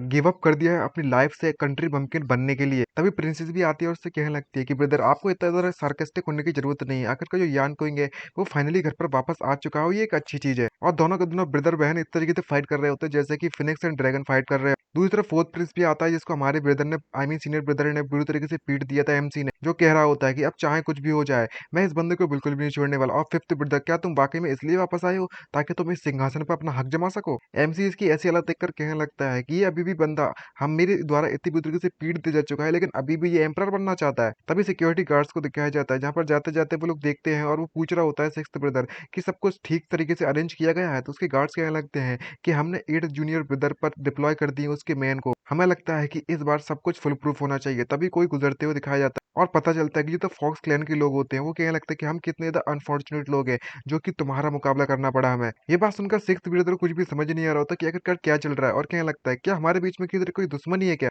तो वो बंदा उसे दूसरी तरफ धकेल देता है और उससे कहने लगता है कि तुम मेरे रास्ते से हट जाओ कुत्ते कहीं के। ये बात सुनकर सिक्स ब्रदर को गुस्सा आती है और वो चिल्लाते उससे कहने लगता है कि हे क्या मैं तुम्हें जानता हूँ, तुम इस तरीके से मेरी तरफ बिहेव कर रहे हो, मैं तुम्हारी रिपोर्ट कर दूंगा। इसके मजाकिया वाले व्यवहार को देखकर जूनियर सिस्टर हंसती और उससे कहने लगती है कि यहाँ तक जो सिक्स सीनियर ब्रदर हैं उन्हें भी दूसरों की तरह टारगेट किया जाता है किसी किसी समय पर। वाह, सरप्राइजिंग वाली बात है। तभी एम्पर के सामने आते हैं और एम्पर खांसते हुए कहने लगता है कि मेरी जो बॉडी है वो समय के साथ साथ कमजोर होती जा रही है। खैर, मुझे इसकी आदत अभी तक पड़ी तो नहीं है और जब जिस तरीके से पहले मेरी बॉडी हुआ करती थी उस तरीके से मेरी बॉडी नहीं है। तभी उसका बेटा यानी कि फिर फर्स्ट प्रिंस आता है, उससे क्या लगता है सेकंड प्रिंस आता है, उससे क्या लगता है योर मैजेस्टी आपकी जो हेल्थ है वो इस तरीके से मेहनत नहीं करनी चाहिए, मैं आपको वापस से आराम करने के लिए भेज देता हूँ। ये सुनकर एम्पर खासकर उससे क्या लगता है कोई भी जरूरत नहीं है, एक्चुअली मैं यहाँ पर मैं अपने लिए काउच अनाउंस करने के लिए आया। जहाँ पर फोर्थ प्रिंस वापस से उठता है और अपने साथियों के साथ और कहने लगता है कि फादर तुम बहुत ज्यादा बूढ़े हो चुके हो, अब बुढ़ापेपन में तुम्हें ये सब काम नहीं शोभा देता। अब यहाँ पर समय आ चुका है कि मैं यहाँ पर इस सिंहासन का हकदार हूँ। मैं एम्परर बनूं, मैं किंग बनूं, मैं यहाँ पर एब्डिकेट करने के लिए आया हुआ हूँ, आपका समय यहाँ से निकलने का पहली फुर्सत में। और जब वो इधर उधर चीजें तोड़ने लगता है तो प्रिंसेस भी अपने आप को सहन नहीं कर पाती, वो भी अपने साथियों को बुलाती है और उससे क्या लगता है कि अच्छा तो तुम और ज्यादा एक्टिंग नहीं करने वाले, अगर ऐसी बात है तो मैं भी अब एक्टिंग नहीं करूंगी। और अपने साथियों को बुलाकर कहने लगते हैं कि जल्दी से जल्दी सिग्नल भेज दो अटैक करने के लिए हम पर। और सभी के सभी लोग अपनी चीजों को तोड़ना चालू कर देते हैं जिसको देखकर काफी ज्यादा हड़बड़ी मच जाती है आसपास और सभी लोग फाइट करना चालू कर देते हैं। और पता नहीं क्यों अजीब अजीब तरीके के वेपन्स निकाल लेते हैं, एमसीयू कुछ भी समझ नहीं आ रहा था कि ये सब क्या कर रहे हैं। और वो बढ़िया अपना वाटरमेलन खाते हुए कहने लगता है कि ये वाकई में इस थ्रोन को हासिल करने के लिए कितनी मेहनत करने में लगे हैं, वो भी बेमतलब। जब ये यहाँ पर सभी फाइट कर ही रहे होते हैं तभी एक अजीब से स्मोक आने लगता है जिसको देखकर सभी कंफ्यूज होते हैं और उससे कहने लगता है कि इतने ज्यादा गू इंसेक्ट यहाँ पर क्या कर रहे हैं। और काफी सरप्राइज हो जाते हैं और पता चलता है कि ये तो बहुत ज्यादा जहरीली हवा है। तभी डॉगी उसको देखकर कहने लगता है कि सूज याओ चैंग, क्या ये जो सीन है वो तुम्हें थोड़ा फेमिलियर महसूस नहीं हो रहा। और एमसी भी समझ जाता है कि हाँ यार तुम्हारी बात में दम तो है, मैंने कभी सोचा भी नहीं था कि साउदर्न यूए किंगडम के लोग जो रिलेटेड है मैटर वो यहाँ पर पहुंच जाएंगे। तो डॉगी कहने लगता है कि हमें चलना चाहिए, अब हम में तो देखे हमारे इस ओल्ड साथी को कि ये यहाँ पर क्या करने के लिए आया है। और उस जहरीली हवा की जो संख्या होती है वो बहुत ज्यादा बढ़ जाती है और पूरा का पूरा इलाका उस जहरीली गैस से भर जाता है। तो एमसी अपने हवा का झोंका दिखाते उससे क्या लगता है कि सांग क्या हो, तुम्हारी हिम्मत कैसी है हमारे इस ग्रेट जियो इम्पेयर फैमिली पर अटैक करने की। जिसको देखकर वो बंदा पहचान लेता है और क्या लगता है कि ओह तो तुम यहाँ पर आ चुके हो, लेकिन यहाँ पर चाहे कुछ भी हो जाए इस बार तुम मेरे प्लान को बिल्कुल भी डिस्ट्रॉय नहीं कर सकते हो। मैंने यहाँ पर ऑलरेडी अपनी जगह सबसे ज्यादा 3 ग्रेट वुडू प्रीस्ट को बुलाया हुआ है साउदर्न यूए किंगडम से। तुम्हारी मौत पक्की है। तभी हमारा एमसी उसके जोरदार किक मारता है और उससे क्या लगता है कि ये काफी ज्यादा कंफर्टेबल वाली बात है कि जिसके पास पावर है वो दूसरों को बुली करे। तो सही कहा ना। क्या तुम यहाँ पर कुछ और भी चीज कह सकते हो, कोई पॉजिटिव कैरेक्टर वाले वर्ड कह सकते हो? खैर अब जबकि ने तुम्हारी बैंड बजा दी मैंने, अब बारी है तुम्हारे साथियों के पिटने की। तभी यहाँ पर जो साथी आए हुए होते हैं वो अजीब अजीब तरीके की टेक्निक इस्तेमाल करते हैं। तो कोई तलिस्मान, कोई डॉल्स का इस्तेमाल करने लगता है हमारे एमसी से फाइट करने के लिए। ये देखकर सांको हंसता है और उससे कहने लगता है कि यहाँ तक कि अब तुम भी इनके हाथों से बचकर नहीं निकाल सकते। ये हमारे 3 ग्रेट प्रीस्ट थे। लेकिन अगले ही पल हंसते हंसते उसकी सारी की सारी हंसी निकल जाती है क्योंकि हमारा एमसी उन सभी को एक ही बार में पीट देता है और आकर कहने लगता है कि वार्म अप खत्म हो चुका है, अब बारी है सीरियस फाइट करने की, चलो आ जाओ बेटे। दूसरी तरफ हमें एम्पर की तरफ दिखाया जाता है जहाँ पर सेकंड उसे मारने के लिए उसकी तरफ बढ़ता है। तो एम्पर उससे कहने लगता है कि तुम अनफिलहाल सन कहीं के, तुम्हारा दिमाग तो ठिकाने पर है। तो सेकंड प्रेस पागलों की तरह हंसता उससे कहने लगता है कि फादर तुम काफी समय तक इस सिंहासन पर बैठ चुके हो, अब समय आ चुका है कि तुम इस सिंहासन से हट जाओ। तो एम्पर घबराते उससे कहने लगता है ये साउदर्न यूए किंगडम में वो यहाँ पर हम अपनी नजर गड़ाकर बैठा हुआ है जुओ के साथ, आई मीन जुओ को पकड़ने के लिए। उसके जो इंटेंशन है वो बिल्कुल भी ठीक नहीं है और हमें तो उनसे सावधान रहना चाहिए। और लेकिन किसे पता था कि तुम यहाँ पर ऐसी हरकत दिखाओगे। तो बेवकूफ बेटे कहीं के, तुमने अपने दुश्मनों के साथ ही हाथ मिला लिया है। तभी वो कहने लगता है कि जिसको जो चाहिए वो उसके लिए कुछ भी करने के लिए तैयार है।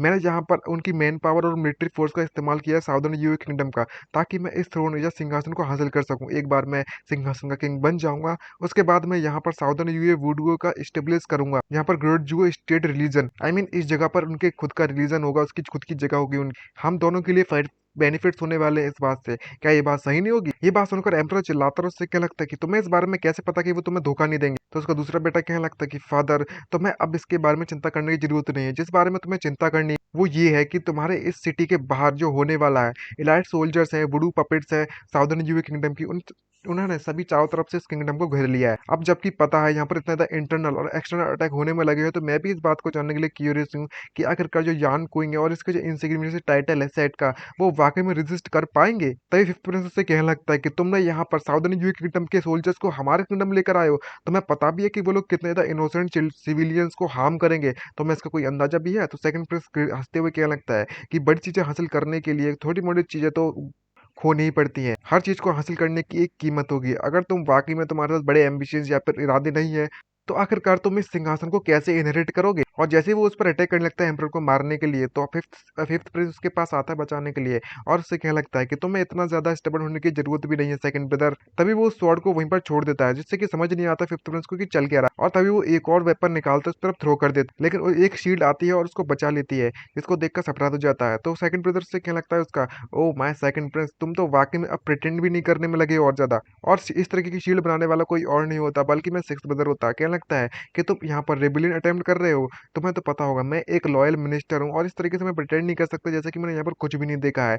योर मेजेस्टी मैंने सही कहा? तभी प्रिंस अपनी पावर का यूज करता है और उससे कहने लगता है कि ठीक है अगर ऐसी बात है तो मैं और ज्यादा प्रिटेंड नहीं करूंगा, आ जाओ तुम भी ट्राई कर लो, मुझे तो तुमसे डर बिल्कुल भी नहीं लगता। बिना किसी परेशानी के सिक्स ब्रदर उसकी सभी के सभी अटैक को डिफ्लेक्ट कर देता है और कहने लगता है कि बस तुम में इतनी दम है। खैर शूज याओचेंग तुम भूल जाओ इसके बारे में, यहाँ तक कि मैं भी तुम्हारे साथ फाइट कर सकता हूँ बिना किसी परेशानी के। तभी सेकंड प्रिंस के बारे में ये कहता है और कहने लगता है कि ओह तुम्हें देखकर लगता है कि तुम्हारा जो हेवनली इवोल्यूशन टेक्निक है वो इतनी ज्यादा मेरे मुकाबले में कुछ भी नहीं है, तुम बिल्कुल भी रिबेल नहीं कर सकते सिर्फ और सिर्फ इतनी सारी स्किल के साथ, तो मैं तो बिल्कुल भी दम नहीं है। और मन ही मन में क्या लगता है कि मेरा जो एट्थ ब्रदर है वो पूरे के पूरे आउट सिटी में झेलने में लगा हुआ है, उन सभी को रोकने में लगा हुआ है। जूनियर सिस्टर एंड और जो बिग ब्रदर है मेरे, वो गेस्ट को यहाँ से इवेक्यूएट करने में उनकी मदद कर रहे हैं। मेरा जो फोकस होने वाला है वो इन बंदों को डिस्ट्रैक्ट करने का है ताकि उन प्रीस्ट से मुकाबला कर सकें। मेरा जो फोकस रहेगा वो जू चियांग जब तक उन सभी को डिस्ट्रैक्ट करेगा उन प्रीस्ट को, तब तक मैं इन सभी को यहाँ पर होल्ड करके रखूंगा जब तक मैं यहाँ से सावधानी से निकलने में कामयाब नहीं रहता। जब ये इतना सोचने में लगा हुआ था तभी पीछे से अटैक करते हुए कहने लगता है कि आखिरकार जो मैं कल्टीवेट करता हूँ कोई नॉर्मल ही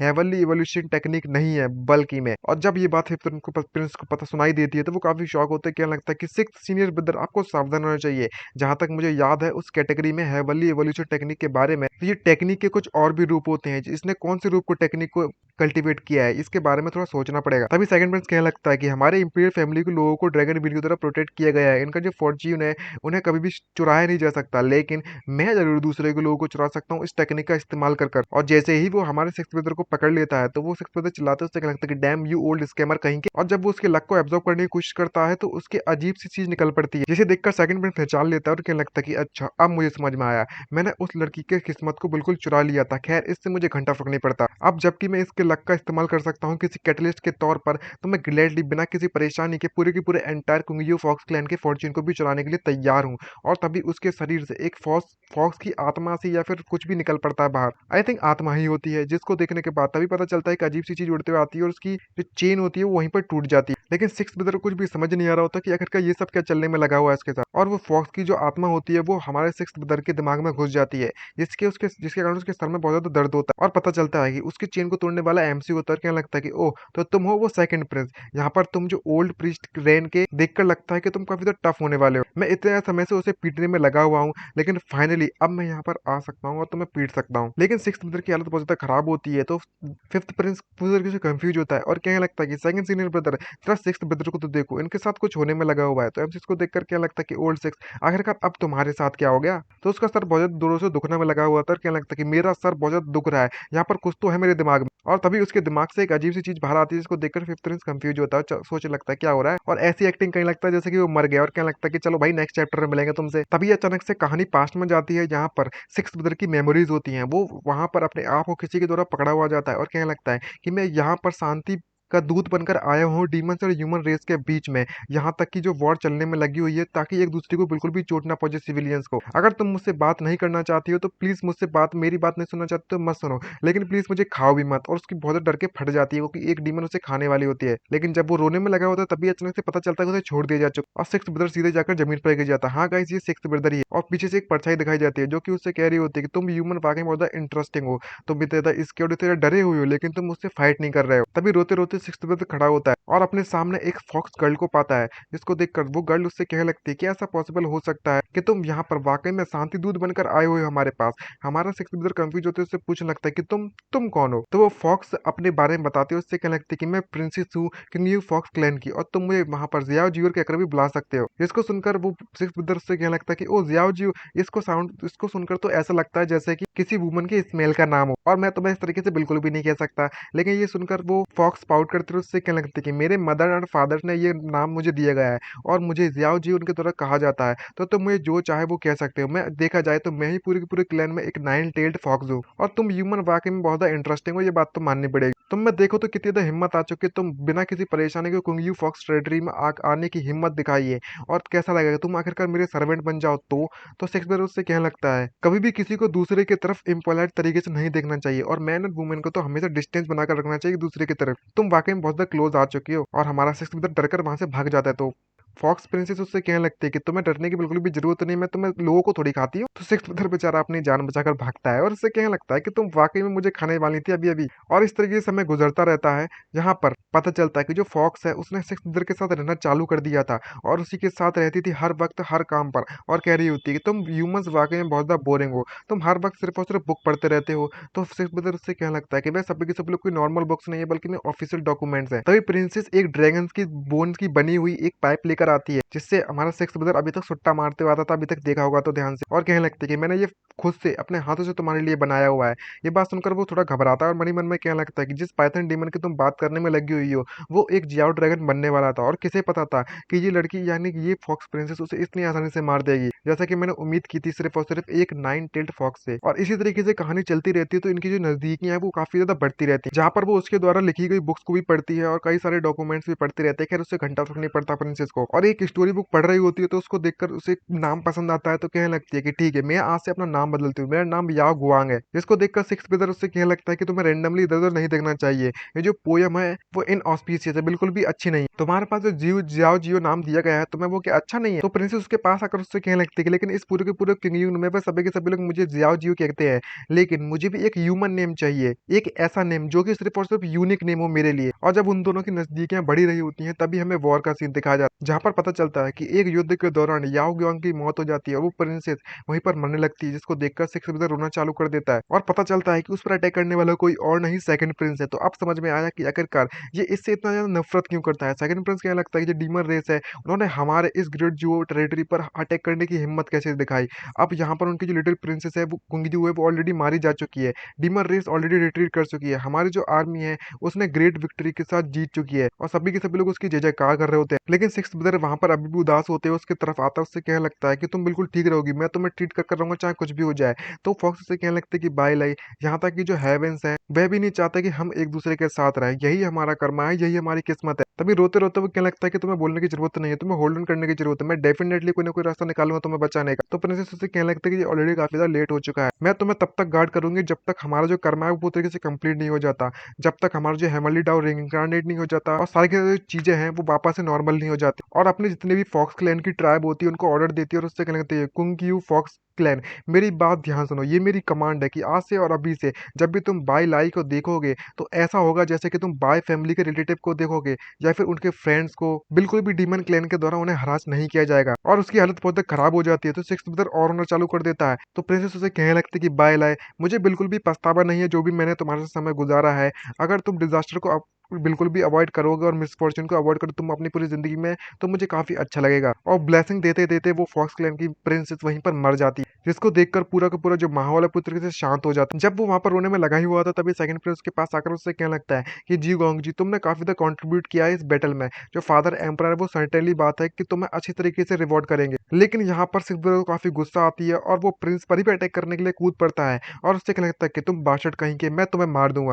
और जैसे ही उस पर अटैक करने के लिए आता है तभी वहां पर एक बंदा आता है और पता चलता है कि ये बंदा कोई और नहीं बल्कि मैं इसके सेट का सेक्ट मास्टर होता है, जहां पर वो बिल्कुल टल्ली होकर पड़ा होता है। और टल्ली होने के बाद सिक्स ब्रदर अपनी अपनी वही शायरिया वायरिया करता रहता है, सब कुछ भूलना चाहता है लेकिन भूल भी नहीं पाता, जिसको देखकर उसका मास्टर मुस्कुराता है और उससे कहने लगता है कि तुम वाकई में अगर इतने ज्यादा कंफ्यूज हो तो आखिरकार तुम मेरी राइजिंग विंड वैली में क्यों नहीं आते और कल्टीवेट क्यों नहीं करते ताकि तुम अपने सवालों का जवाब ढूंढ सको। तो सिक्स ब्रदर उससे कहने लगता है कि देखा जाए तो कल्टीवेशन के बारे में मैं बहुत ज्यादा बोर हो चुका हूँ, क्यों नहीं, मैं बिल्कुल ट्राई करूंगा इसको। और तभी कहानी प्रेजेंट में आती है और पता चलता है कि इसकी मेमोरीज को इसके सेक्ट मास्टर के द्वारा सील कर दिया जा चुका था और सारी की सारी मेमोरीज जब वापस आ चुकी हैं तो वो तुरंत याओ ग्यांग को पहचान जाता है और ये कोई और नहीं होता, जो सोल होती है वो याओ ग्यांग की होती है। और तभी वहां पर एक जोरदार धमाका होता है तो सिक्स ब्रदर चिल्लाते उससे कहने लगता है कि सेकंड सीनियर ब्रदर, क्या तुमने अभी तक अपनी फाइट खत्म नहीं की। और पता चलता है कि इनकी जो फाइट है काफी इंटेंस चल रही होती है और कहने लगता है कि तुम कितने द अनोइंग। सेकंड प्रिंस काफी खुश होता है और उससे कहने लगता है कि तुम्हारे पास इतना ज्यादा स्ट्रॉन्ग लंक है, एक बार मैं तुम्हारी किस्मत या फिर तुम्हारा लक चुरा लूं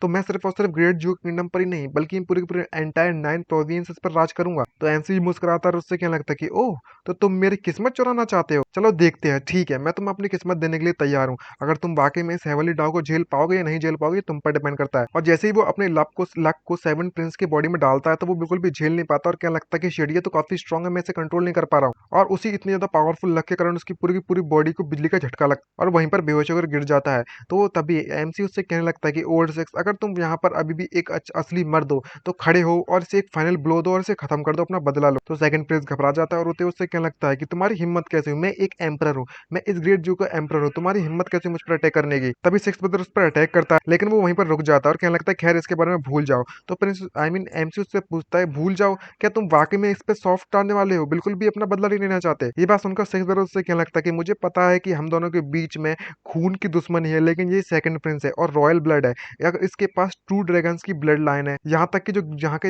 इसका जो क्राइम है रेबिलियन का ग्रेट क्राइम किया हुआ है इसने इस वक्त गद्दारी करने की, यहाँ तक ये अभी भी फिर भी प्रिंस है, मैं तो बस एक लोअली ऑफिशियल हूँ और सुपरवाइजर ऑफिस का वो भी, मैं कैसे इसको मारने की हिम्मत दिखा सकता हूँ। तो हमारा एमसी इसकी ये बात सुनकर उससे क्या लगता है कि तुम तो वाकई पूरे से पथेटिक हो और वहां से जाने लगता है। तभी सीनियर सिक्स ब्रदर उससे कहने लगता है कि ओ, अगर ऐसी बात है तो मैं सिर्फ और सिर्फ इसे इम्प्रिजन कर सकता हूँ, कैद कर सकता हूँ, फिर उसके बाद मैं इसे टॉर्चर करूंगा भर एक दिन, इसको टुकड़े टुकड़े करूंगा, इसकी टेस्टिकल्स को पूरी तरीके से तबाह करूंगा, फिर इसके बाद फुल कर दे करूंगा और इसकी जिंदगी इतनी ज्यादा हरामी कर दूंगा, इतनी बेकार कर दूंगा कि ये मौत भी मांगेगा मुझसे, खुद मरने की इच्छा रखेगा। और भाई साहब जो इसका डरावना चेहरा होता है इसको देखने के बाद तो सभी के सब लोग डर जाते हैं। प्रिंस कहने लगता है कि ये तो भाई मरने से ही बदतर होने वाला है, असली विलन तो भाई सिक्स ब्रदर है। और कहने लगता है कि सेकंड प्रिंस, आपको चिंता करने की जरूरत नहीं, मैं आपको ये गारंटी देता हूँ कि मैं आपको इतनी बुरी तरीके से मारूंगा हर एक दिन कि आप मरने के काबिल हो जाओगे, लेकिन चिंता मत करो मैं उसके बाद भी आपको बढ़िया-बढ़िया मेडिसिन देके आपकी ज़िंदगी बचाऊँगा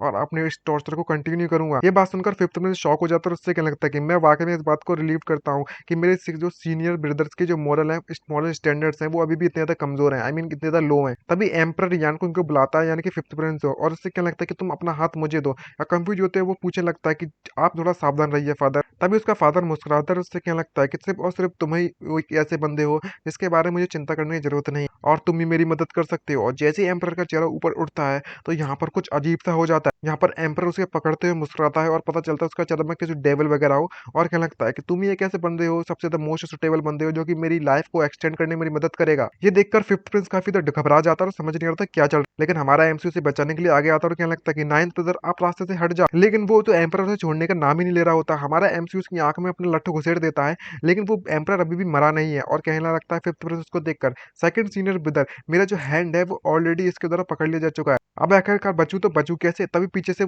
जैसे हमारा एमसी उस पर अटैक करने वाला होता है, सिक्स्थ ब्रदर चिल्लाते हुए कहने लगता है कि डैम इट सूज याओचेंग, तुम यहाँ पर बाकी में एम्परर को मारने की कोशिश कर रहे हो। तो एमसी कहने लगता है कि तुम्हें अभी भी इस तरीके से बकवास करने की जरूरत है, और फिफ्थ प्रिंस को ऑर्डर देता है कि यान क्विंग तुम्हें अटैक को डॉज करना पड़ेगा। तो प्रिंस को कहने लगता है कि ऐसी चीज नहीं है कि मैं इस अटैक को डॉज नहीं करना चाहता, बल्कि मैं अपने हाथ को फ्री नहीं कर पा रहा हूँ इस बंदे से। सीनियर ब्रदर प्लीज इस अटैक को बिल्कुल भी मिस मत करना, मुझे उसको मारने की जगह पर मुझे मत मार देना। तभी सिक्स ब्रदर नोट करता है और उससे कहने लगता है कि एक्सीडेंटली हार्म किया है प्रिंस को, ये सिर्फ और सिर्फ ग्रेट क्राइम नहीं है, बल्कि मैं तुमने एम्परर को भी चोट पहुंचाई है। तो एमसी चिल्लाते हुए कहने लगता है कि तेरी ऐसी तैसी बकवास करना बंद कर, वरना मैं तुम्हें पहले मारूंगा। लेकिन पता चलता है कि उसके सारे के सारे अटैक फेल हो जाते हैं और एम्परर फिर से खड़ा हो जाता है, और उससे कहने लगता है कि जो यंगर जनरेशन है वो वाकई में बहुत ज्यादा डरावनी निकली। तभी एमसी की जो सोल स्पिरिट होती है वेपन की, वो बाहर निकलती है और कहने लगती है कि अगर ऐसी बात है तो मैं तुम्हारी स्पिरिचुअल पावर को पूरी तरह से सोख जाऊंगा और फिर देखता हूँ तुम कैसे खड़े होगे। लेकिन कोशिश करता है तो पता चलता है कि ये तो पूरी तरीके से खाली है, और बताता है कि शूज याओचेंग कुछ ना कुछ तो गड़बड़ है इस एम्परर के साथ। ये डैम एम्परर कहीं का, इसके पास कोई भी स्पिरिचुअल पावर नहीं, बिल्कुल तुम्हारी तरह। तभी वो एम्परर उसे पकड़ता है और पकड़कर सीधे दूसरी तरफ फेंक देता है, और किसी तरीके से हमारा एमसी वापस से अपने वेपन को संभालता है, जिसको देखकर सिक्स्थ ब्रदर कंफ्यूज होते उससे पूछने लगता है कि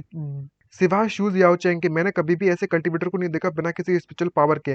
जब तभी एम्पर उसकी बात को काटता है और उससे क्या लगता है कि तुमने बिल्कुल सही कहा, जब तक तो कोई इविल आर्ट कॉप्स की कल्टीवेट नहीं कर रहा होगा, मैंने सही कहा। जब ये बात फिफ्थ को पता चलती है तो वो काफी शॉक हो जाता है, और एम्पर हंसते हुए उससे कहने लगता है कि हर किसी के एक रूल्स होते हैं, ह्यूमन एम्पर कभी भी एक इमोर्टल नहीं बन सकता, और मैं एक असली ड्रैगन एम्पर हूँ, चाहे कुछ भी हो जाए। मैं एक ट्रू ड्रैगन एम्पर हूँ, डिसेंड किया है पर्पल स्टार से। आखिरकार मैं अपने आप को बुढ़ा होते हुए मरते हुए कैसे देख सकता हूँ? आपकी जो हेवनली डाव है वो मुझे अलाउ नहीं करती कल्टीवेट करने के लिए, तो मैं इस कल्टीवेटर के पाथ को ही अबंडन कर दूंगा और दूसरी मेथड का इस्तेमाल करूंगा इमॉर्टल बनने के लिए। तो सिक्स तरह से कहने लगता है कि ये इविल आर्ट्स है, नॉर्दर्न एग्जाइल की फॉरबिडन आर्ट्स है। आखिरकार इसके पास ये आई कैसे कल्टीवेट करने के लिए? और तभी इसे याद आता है, ओह ये तो मैं भूल ही गया था कि ये बंदा तो खुद एक एम्पर है, यहाँ पर कोई भी ऐसी चीज नहीं है ये बंदा जो हासिल नहीं कर सकता। बाकी में माना तो पड़ेगा ये कितने ज्यादा इंसेटेबल है। तभी एम्पर फिफ्थ प्रिंस के सर पर हाथ रखते उससे क्या लगता है कई सारी ऐसी चीजें जो कि मैं हासिल नहीं कर सकता, जैसे कि मेरे मिनिस्टर की loyalty, eternal life, immortal, heavenly डाउ की परमिशन चाहिए पड़ती है। मेरा जो बेटा है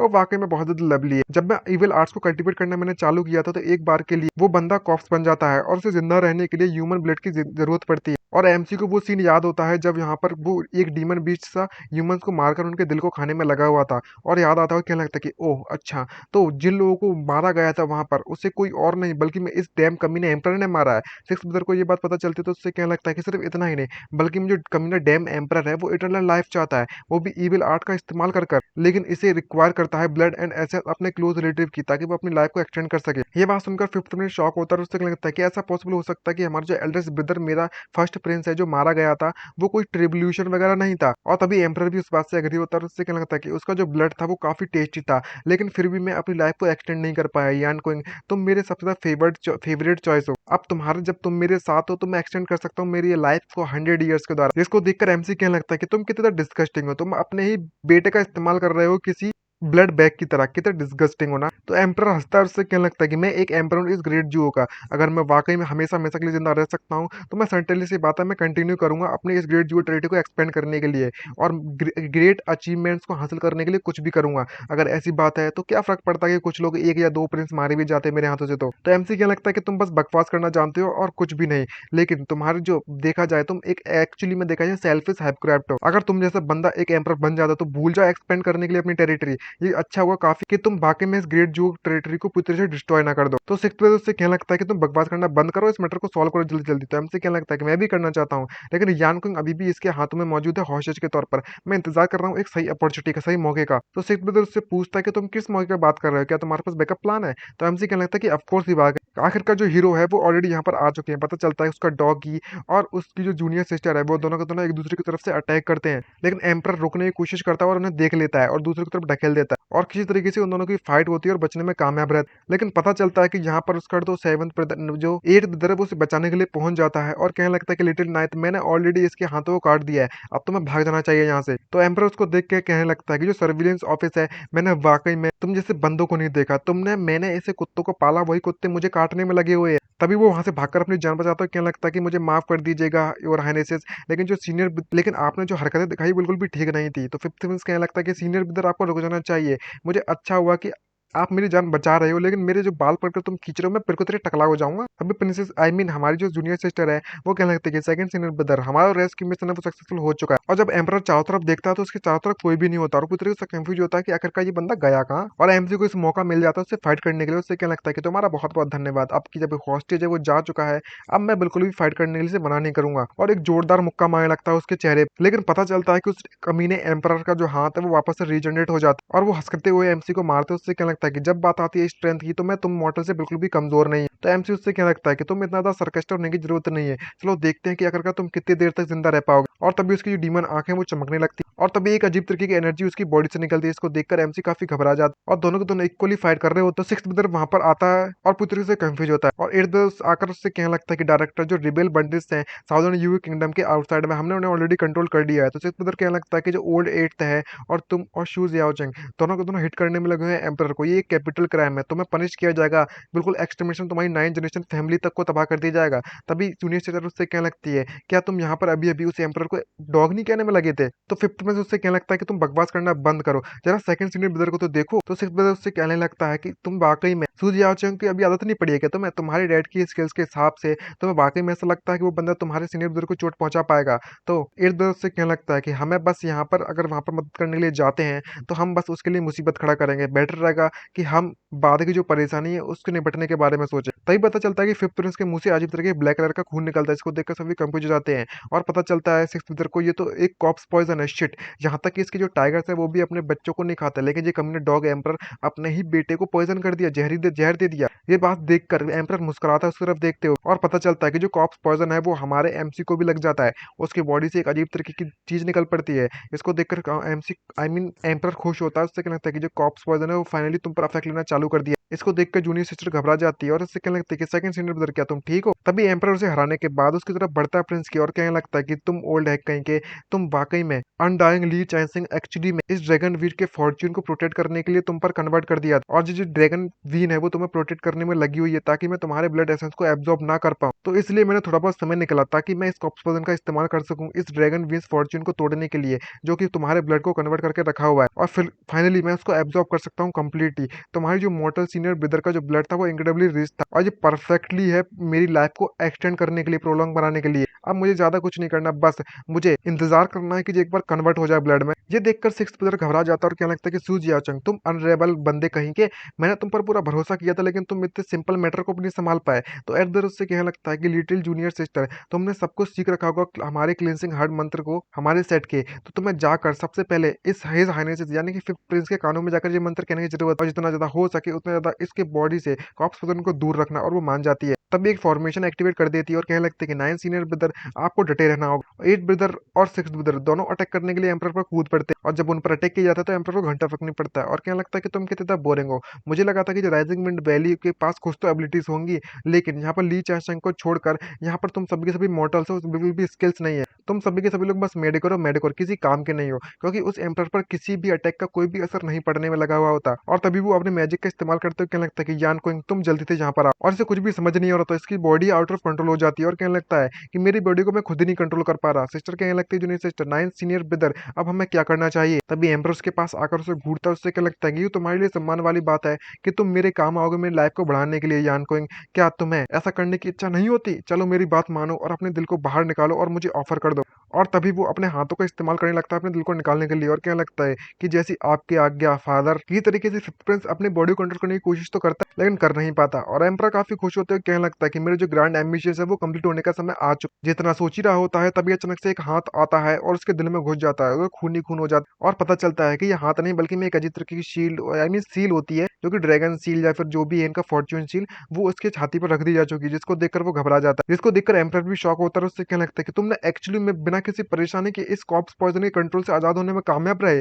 तो फिफ्थ प्रिंस उससे कहने लगता है कि जबकि तुमने कहा था कि मुझे प्रोटेक्ट किया जा रहा है ड्रैगन बीन के द्वारा और मैं रेजिस्ट कर सकता हूँ तुम्हारे कॉप्स पॉइजन को, तो सीधी सी बात है मैं यहाँ पर अपने खुद के ब्लेड एसेंस को गाइड कर और उसके फॉर्चून को यूटिलाइज कर सकता हूँ तुमसे निपटने के लिए, और इस तरीके से मैं कंट्रोल्स निकलने में कामयाब रहा था। तभी एम्परर गुस्सा करते चिल्लाते हुए कहने लगता है कि मैं तुम्हारा पप्पा हूँ, तुम्हारा फादर हूँ, फादर एम्परर हूँ, तुम्हारी हिम्मत हिम्मत कैसे मुझसे रेजिस्ट करने की। फिफ्थ प्रिंस से कहने लगता है कि जो सीनियर ब्रदर बिल्कुल सही कहने में लगे हुए थे, तुमने वाकई में अपनी सेल्फिश डिजायर के लिए सभी को इतना ज्यादा नुकसान पहुंचाया है, तुम थ्रोन के हासिल बिल्कुल भी नहीं हो, आई मीन तुम कभी भी इसके काबिल नहीं बन पाओगे, तुम्हें रिजाइन कर देना चाहिए। सीनियर ब्रदर एंड सिस्टर अब हम सभी को मिलकर यहाँ पर अटैक करने की जरूरत है। तभी उसकी जो सील है वो एक्टिवेट हो जाती है और चारों तरफ से उस एम्परर को पकड़ लेती है, जिसको देखकर वो घबराने लगता है। तो सिक्स्थ ब्रदर उससे कहने लगता है कि तुम कमीने डॉग एम्परर कहीं कि तेरी हिम्मत कैसी हुई हमारे राइजिंग विंड वैली पर अटैक करने की, अब जल्दी जल्दी इसे पकड़ लो और तैयार हो जाए सभी के सभी हेवली डाउ डिमन एक्सोसिज्म टेक्निक इस्तेमाल करने का, फॉर्मेशन बना लो फटाफट से। और तभी वो फॉर्मेशन वहां पर बनकर एक्टिवेट हो जाती है और एम्परर को दबाया जाता है प्रेशर। तो एम्परर गुस्सा हो जाता है और कहने लगता है कि तुम रिबिलियस मिनिस्टर कहीं के और गद्दार कहीं के,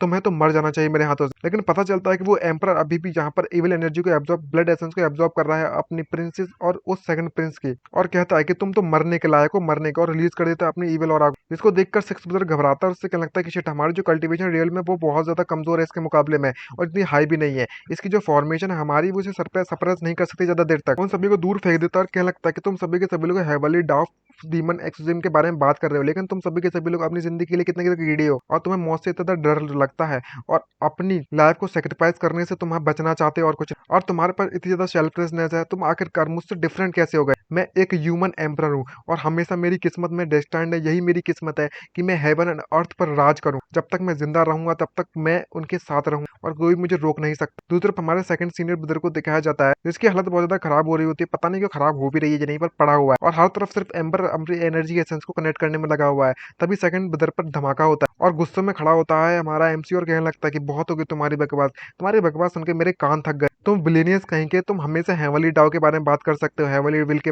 बात करते रहते हो और अपनी किस्मत के बारे में बात करते हो, लेकिन बात इतनी सी है कि यहाँ पर तुम्हारी किस्मत इतनी खराब हो चुकी है क्योंकि मेरे पास हेवली डाउ फ्रेगमेंट मौजूद है मेरे खुद के अंदर। तो आखिरकार तुम खुद क्यों नहीं पूछ लेते हेवली डाउ से इसके ओपिनियन के बारे में खुद के। ये देखकर एम्पर घबरा जाता है और उससे कहने लगता है कि तुम ट्रांसफॉर्म नहीं होते इस कॉप्स के द्वारा, आखिरकार ये कैसे पॉसिबल हो सकता है। तो एमसी उससे कहने लगता है कि हेवली डाउ का जो ओपिनियन है वो मेरा ओपिनियन है और बात करें मेरे ओपिनियन के बारे में तो अब तुम्हें यहाँ पर मरना होगा, और तुरंत उस पर अटैक कर देते और वापस से उन दोनों की फाइट होना स्टार्ट हो जाती है। एक अटैक कारण उस एम्पर की बात का हालत खराब होती है, तभी दिखाया जाता है कि एम्पर के बॉडी के अंदर से कुछ हाथ उसकी बॉडी को बीच में से फाड़ना चालू कर देते हैं और हमारा एमसी उसको देखकर पहचान लेता है। तो वो बाहर निकलती है एक अजीब सी नई चीज और उससे कहने लगता है वो बंदा, ओह मुझे डिस्कवर कर लिया गया तुम्हारे द्वारा, और पता चलता है कि इसकी बॉडी को किसी और के द्वारा कंट्रोल किया जा रहा था एम्पर की, और कहने लगता है कि मेरा नाम कांग जिन लॉन्ग है और मैं तुम्हें ग्रीट करना चाहूंगा। एमसी समझ जाता है और कहने लगता है कि मुझे पता था कि यहाँ पर कुछ ना कुछ तो गड़बड़ जरूर है, अगर यहाँ पर कोई नेटिव्स होता 9 प्रोविंस कंटेंट से तो उनके जो अटैक्स हैं वो पॉसिबली शायद ही मुझे हट नहीं कर पाते,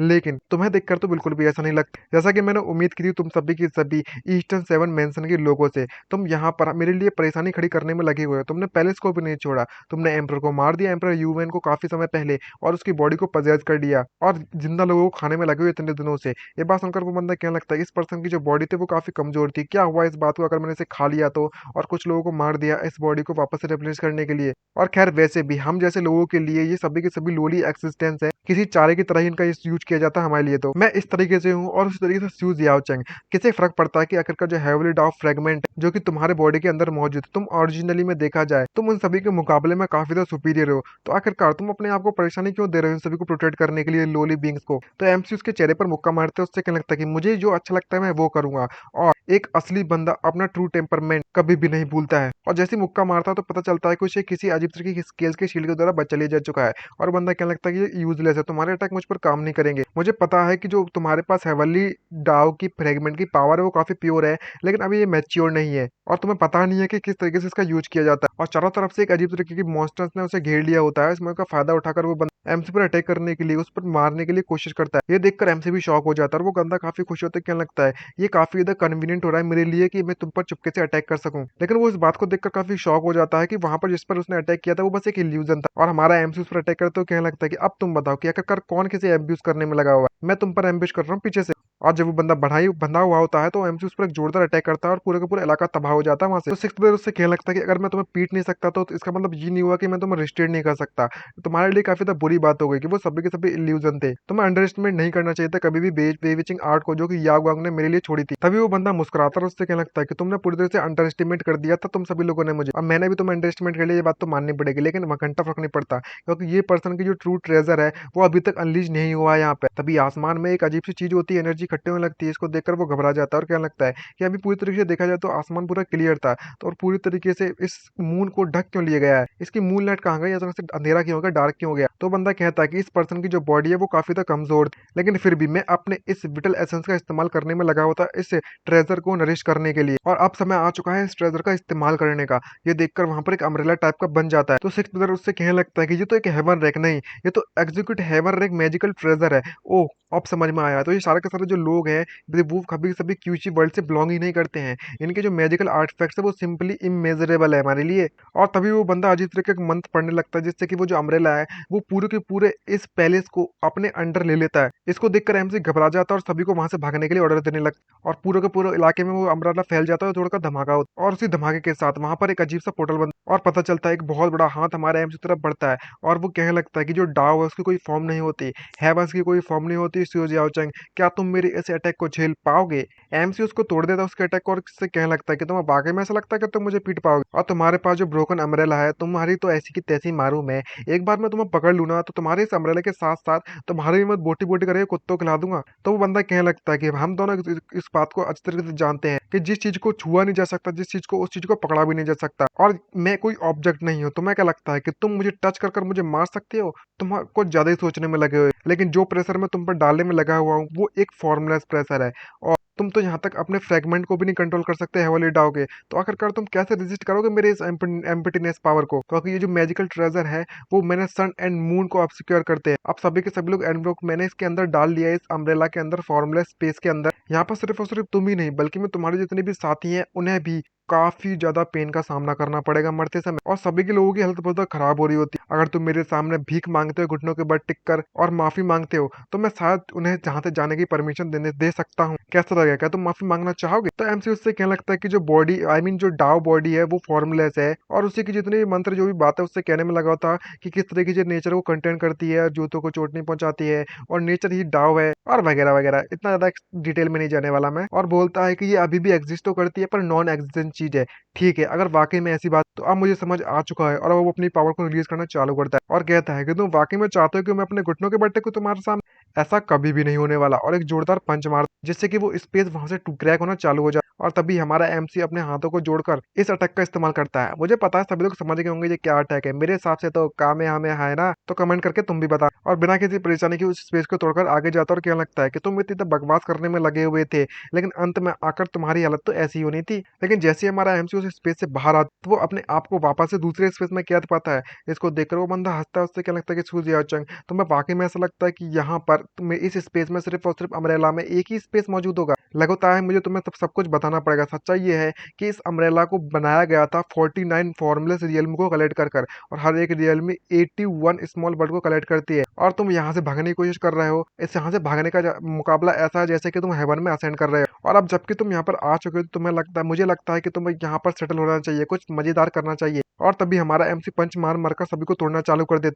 जिसको देखकर वो बंदा हंसता है। उससे क्या लगता है कि सूज याओ चैंग आखिरकार तुम्हें किस बात की इतनी जल्दी मची पड़ी है, इतने ज्यादा लोग हैं, वो है इस ज्यादा स्मॉल वर्ल्ड है, तो हमें लगता है कि तुम सभी को हराने में कामयाब रहोगे। तुम्हें चिंता करने की जरूरत नहीं है, पैनिक करने की जरूरत नहीं है। चलो मैं तुम्हारे साथ थोड़ा बहुत और द हाइड एंड सीक खेल लेता हूँ। और वो एक एक करके सभी के सभी मिरर को तोड़ना चालू कर देता है रियल में इसको, और हमारा एम के पास पावर तो होती है रेलवे को क्रॉस करने की, लेकिन वो बहुत ज्यादा होती है। अब कितना भी कोशिश कर ले वो क्रॉस नहीं कर पाता इस अम्ब्रेला के स्पेस को। ये देखकर वो बंदा हंसता है, उससे क्या लगता है जू जियाओ चेंग, तुमने काफी ज्यादा पावर का इस्तेमाल कर लिया होगा इस हेवनली डाउ फ्रेगमेंट की डिस्ट्रॉय करने के लिए हर एक वर्ल्ड को। मैंने सही कहा, अब तुम्हें डिस्ट्रॉय कर लिया है इतने ज्यादा वर्ल्ड को, लेकिन सिर्फ और सिर्फ 7 ही डिस्ट्रॉय कर पाए। तुम्हारे एनर्जी एनर्जी ऑलरेडी खत्म होती जा रही है। तुम्हें क्या लगता है कि तुम कहाँ से अब मुझसे फाइट करोगे, कहाँ से लाओगे एनर्जी? मैंने तुमसे कहा था कि तुम और मैं हायर बींग्स हैं। ये जो कॉमन पीपल है इस जगह के, वो सभी के सभी लोग आठ समान है, हमारे वो चींटियों समान है। तुम आखिरकार मुझे ज्वाइन क्यों नहीं कर लेते? उस पावर का इस्तेमाल कर सकते हो हवाली डाव को और ज्यादा बड़ी तरीके से ग्रेटर फॉर्च्यून हासिल करने के लिए। तभी अचानक से कुछ अजीब सी चीज टूटती हुई दिखाई देती है इस बंदे को, जिसको देखकर वो कंफ्यूज हो जाता है और एमसी मुस्कुराते हैं। उससे क्या लगता है कि ओह माफ कर देना,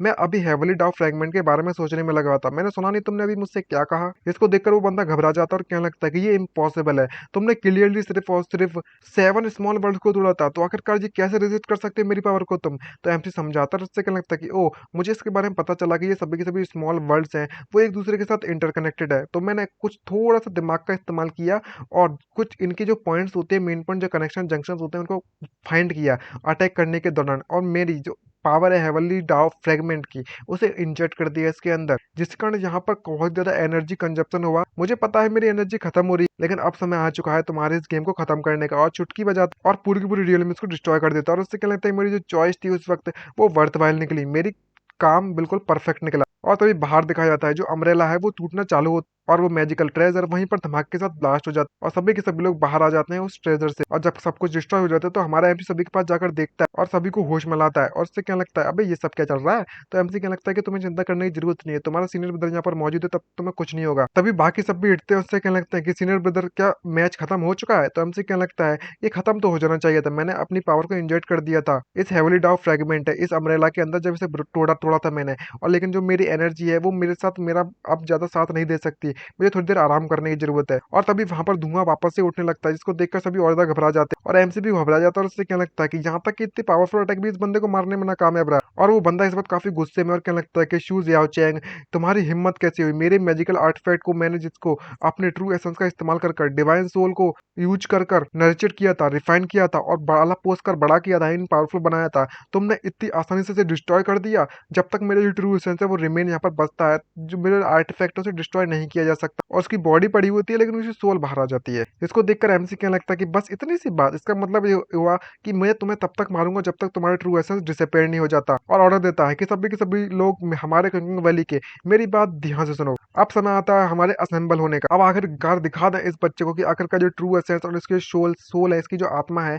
किस तरीके से हम इसके तोड़े तोड़े कर देंगे और पूरी तरीके से खत्म कर देंगे। और ताबड़तोड़ मुक्के मारे जाते हैं एमसी के द्वारा, लेकिन इसकी सोल डिस्ट्रॉय होने का नाम ही नहीं ले रही होती है। तो एमसी क्या लगता है कि तुम कितना अनोइंग हो, भले ही देखकर लगता है कि तुम कोई इमोर्टल सोल हो, लेकिन मुझे तुम्हें मारकर ही रहना होगा आज कुछ भी हो जाए। क्या तुम सभी के सभी लोग तैयार हो? सभी गाइस पता चलता है कि यहाँ पर एक फॉर्मेशन बनकर रखी हुई होती है और कहने लगता है कि सेकंड सीनियर ब्रदर जो आपकी जो सीरियस फॉर्मेशन है वो कंप्लीट हो चुकी है और वो फॉर्मेशन टारगेट की जाती है इसके सोल को पकड़ने के लिए और इसके डिस्ट्रॉय करने के लिए। तभी एक वुल्फ जैसी चीज बाहर आती है और उस बंदे की तरफ अटैक करने के लिए रेडी होती है, लेकिन वो बंदा एमसी पर अटैक करता है उसे मारने के लिए अपने अम्ब्रेला का यूज करके। और कहने लगता है कि तुम्हें लगता है कि तुम्हारी जो फॉर्मेशन है वो इस लेवल पर है कि वो मुझे हरा सके। सूज याओ चैंग, मुझे ही लगा था कि तुम इतने टपके के बेवकूफ निकलोगे।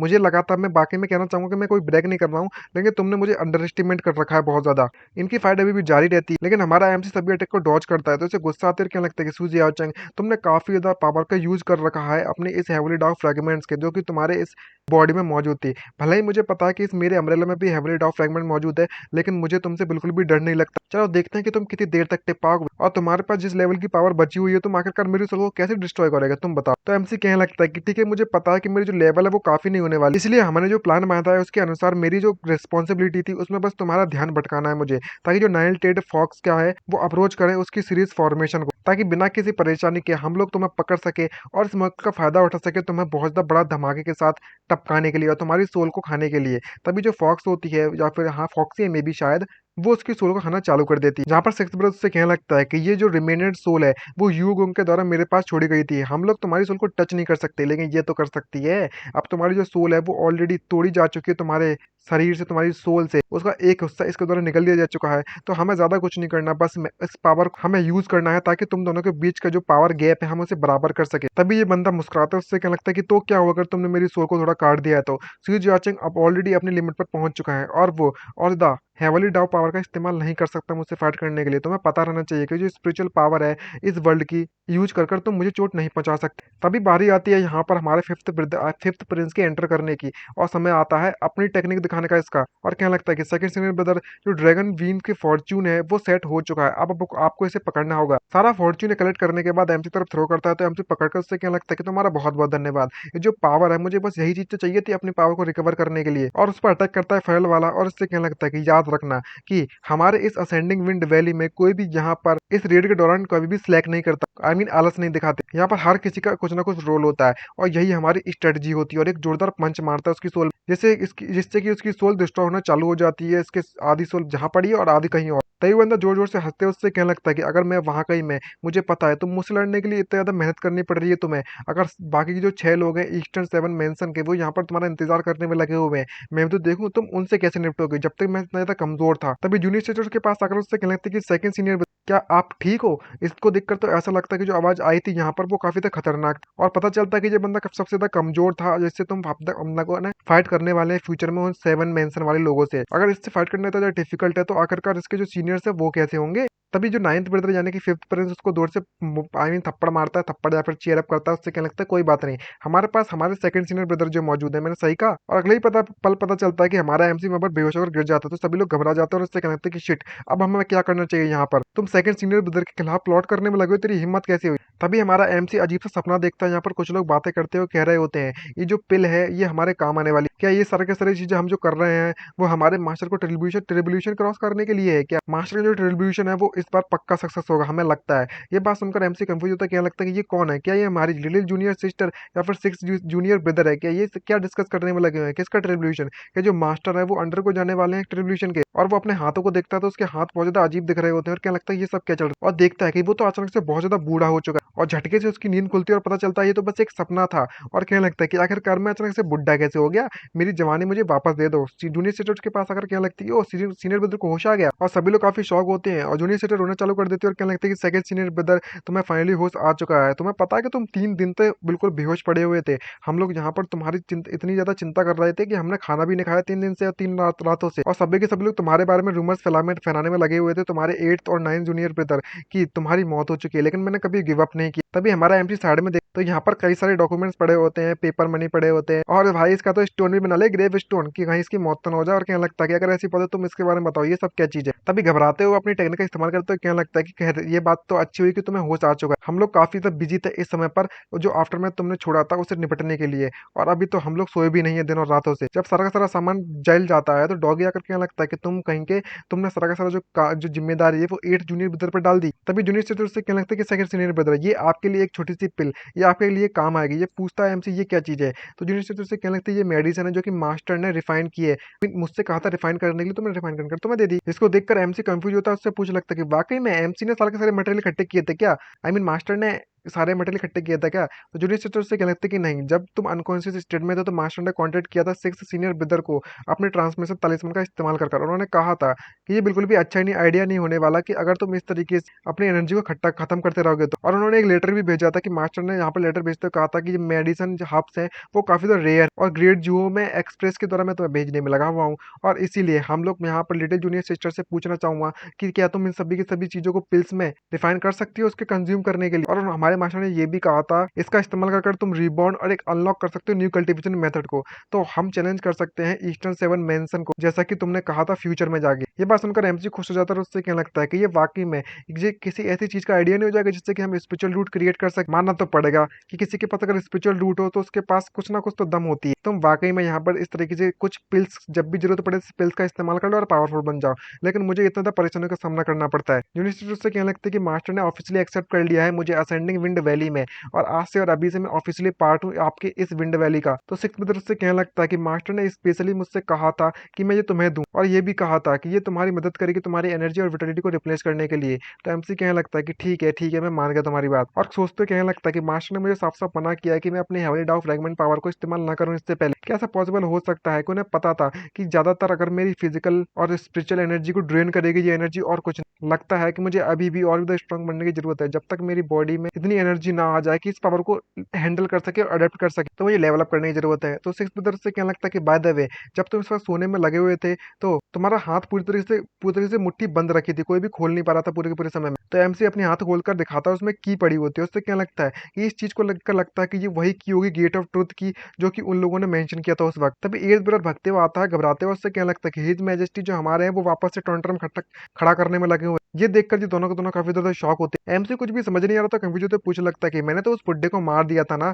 क्या नहीं मारा क्या मैंने उसको? तो आखिरकार यहाँ पर फिर से एजेंट मैजेस्टी कहाँ से आ गए? तभी एमसी पैलेस में जाकर देखता है किसी के चिल्लाने की आवाज आ रही है, तो कह रहा होता है कि योर मैजेस्टी आपको रुक जाना चाहिए। फिर ब्रदर से कहने लगता है कि मैं ऑलरेडी सेकंड सीनियर ब्रदर को लेकर आ चुका हूं। और पता चलता है कि वो एम्परर कोई और नहीं बल्कि फिफ्थ प्रिंस है, जो कि कह रहा होता है कि मैं एम्परर नहीं बनना चाहता, तुम मेरे और ज्यादा नजदीक आए तो मैं यहाँ से कूदकर अपनी जान दे दूंगा। और सेकंड सीनियर ब्रदर से भीख मांगता है और कहने लगता है कि प्लीज मुझे बचा लो। तो सिक्स ब्रदर उससे कहने लगता है कि आखिरकार तुम्हें क्या लगता है तुम्हारा चेहरा इतना कंफ्यूजन वाला क्यों बना हुआ है? आखिर ये तो यही एक अकेला प्रिंस बचा हुआ था जो कि यहाँ पर थ्रोन को हासिल करना चाह आई मीन ले सकता है, वो बैठ सकता है इस सिंहासन पे। और हमारा एमसी का मूड खराब हो जाता है, कहने लगता है कि हमारे लिए बेटर रहेगा कि हम लोग इन्वॉल्व ना करें अपने आप को नेशनल अफेयर्स में। सेकंड सीनियर ब्रदर तुम इस तरीके से मुझे अबंडन नहीं कर सकते हो। फिफ्थ प्रिंस उसे कह रहा है रोते हुए, और तुरंत उसे पकड़ लेता है और कहने लगता है कि प्लीज मेरी मदद करो, आप मुझे छोड़कर मत जाओ। और वहीं पर उनकी फाइट चालू हो जाती है। तो और बुरी तरीके से हमारा एमसी जब उसे पीट देता है उस अपने फिफ्थ प्रिंस को, उसको देखकर सिक्स ब्रदर काफी गुस्सा करते हैं, उससे कहने लगता है कि जियाओ चैंग बहुत हो गए तुम्हारे बकवास, यहाँ पर तुमने न्यू एम्परर को भी पीटना चालू कर दिया है इस ग्रेट जो किंगडम के। तुम्हें सावधान होना चाहिए तुम्हारे एक्शन से, यहाँ तक कि तुम्हारा जो एंटायर क्लैन है वो पूरी तरीके से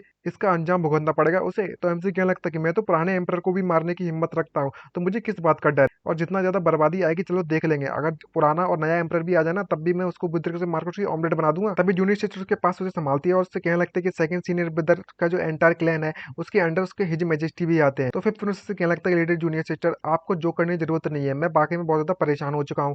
पीछे से आता है एट ब्रदर, कहने लगता है कि हमें चलना चाहिए प्रिजन की तरफ और चेक करें कि जो साउदर्न यूए के लोग हैं वो क्या चाहते हैं। तो एमसी उससे पूछता है कि आखिरकार जब मैं 3 दिन के लिए बेहोश था तो इनके इस समय के दौरान क्या हुआ था यहाँ पे?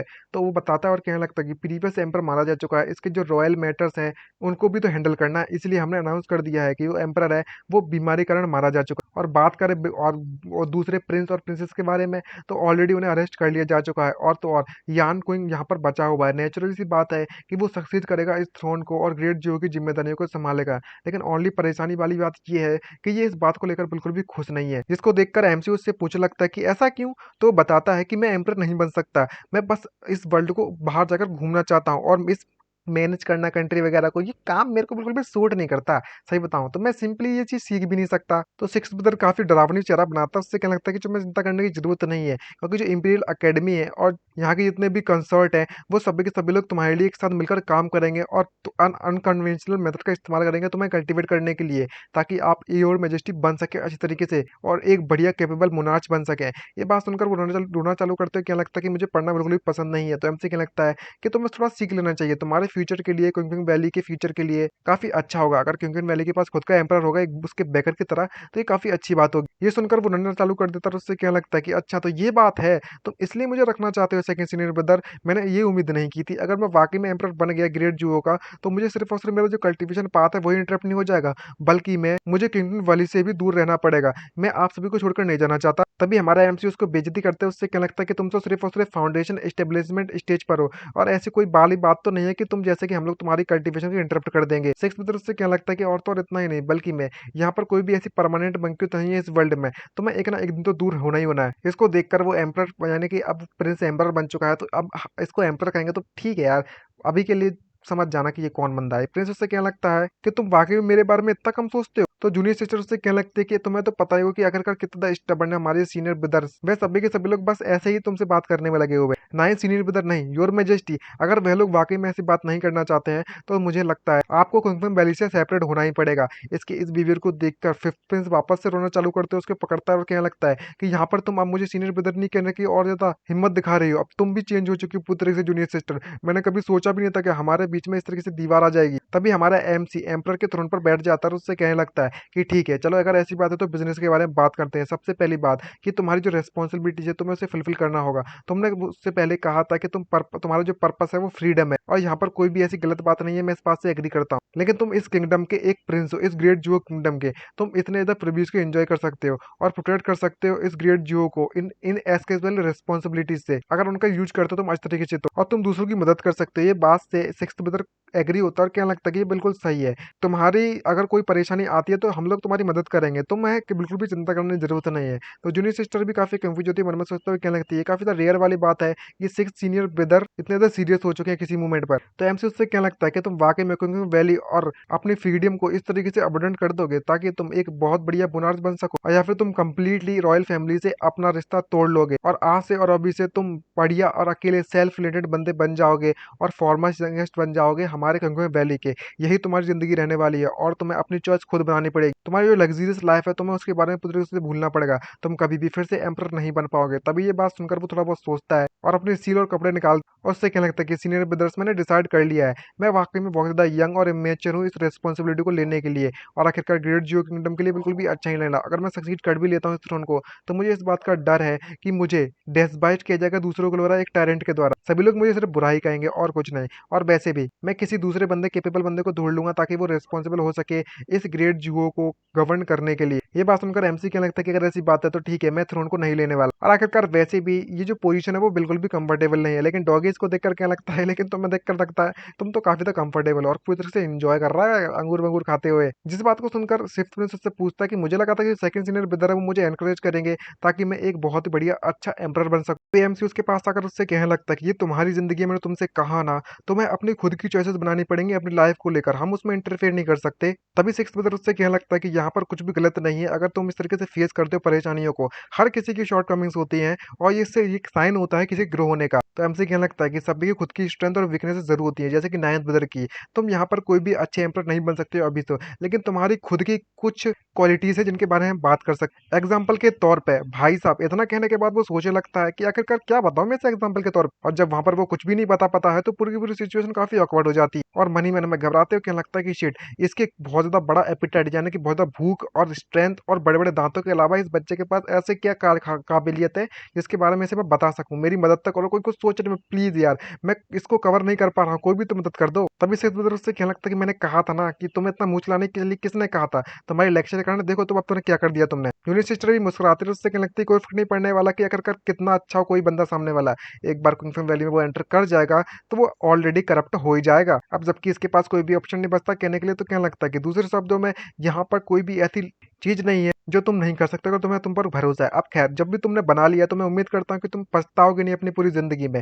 तुम्हारी जो चॉइस रहेगी कुंफम वैली को ज्वाइन करने की वो तुम्हारी खुद की है, अब तुम वापस नहीं जा सकते। ये बात सुनकर सिक्स बार आकर उससे कहने लगता है कि तुम्हें चिंता करने की जरूरत नहीं है, मैं सारे के सारे जो न्यू एम्पर के असेंशन है वो हैंडल कर लूंगा, मुझे बस एक झूठा डॉक्यूमेंट बनाना पड़ेगा दूसरे प्रिंस को इसे इनहेरिट करने का। तभी एमसी इसकी ये बात सुनकर उससे कहने लगता है कि तुम मुझे हमेशा मुझसे कहते रहते हो कि यहाँ पर ये करना गलत है, वो ये करना गलत है, अगर तुम ऐसा करते हो तो तुम्हारी 9 क्लैन एलिमिनेशन हो जाएंगी। लेकिन अब तुम देखो यहाँ पर क्या कर रहे हो, तुम भी तो यहाँ पर पूरे के पूरे क्लैन को वाइप आउट करवाने वाले काम कर रहे हो। तो वो उससे कहने लगता है कि इसे मैं लॉयलिस्ट स्ट्रेटजी कहूंगा। लेकिन इसका मतलब ये भी हो चुका है कि जो यान कोंग है उसे अपनी डेथ की फेक सर्टिफिकेट बनाना पड़ेगा और एक नई आइडेंटिटी भी, जिससे कि तुम एक नॉर्मल पर्सन बनकर रह सको, एक हेल्पलेस ऑर्फन। क्या तुम इस बात को श्योर हो कि तुम रिग्रेट नहीं करोगे? तभी वो सभी को अपनी गोद में उठाता है, उससे कहने लगता है किसने कहा था कि मैं एक हेल्पलेस बंदा हूँ, मेरे पास अभी भी मेरी खुद की क्विंफेंग वैल्यू जो मौजूद है। जैसे वो सभी गोद में उठा लेता है तो सिक्स ब्रदर से कहने लगता है कि लो भाई और परेशानी खड़ी हो चुकी है, लो हम फिर से गए। इसकी जो सेंटीमिनट सीन है मुझे बिल्कुल भी पसंद नहीं है एमसी को। तभी हमें प्रेजेंट का सीन दिखा जाता है, कोई कह रहा होता है कि तुम्हारा जो साउदर्न यूए किंगडम है, तुम कह रहे हो कि तुम्हारे पास एक ऐसा ट्रेजर है जिसे ड्रैगन बोन के नाम से जाना जाता है और इस आइटम का इस्तेमाल कर गॉड और डीमंस भी तुम्हें चोट नहीं पहुंचा सकते। ये बात सुनकर ये बंदा कहने लगता है कि तुमने बिल्कुल सही सुना, मुझे पता है कि मैंने जो भी कहा है वो बिल्कुल सच है,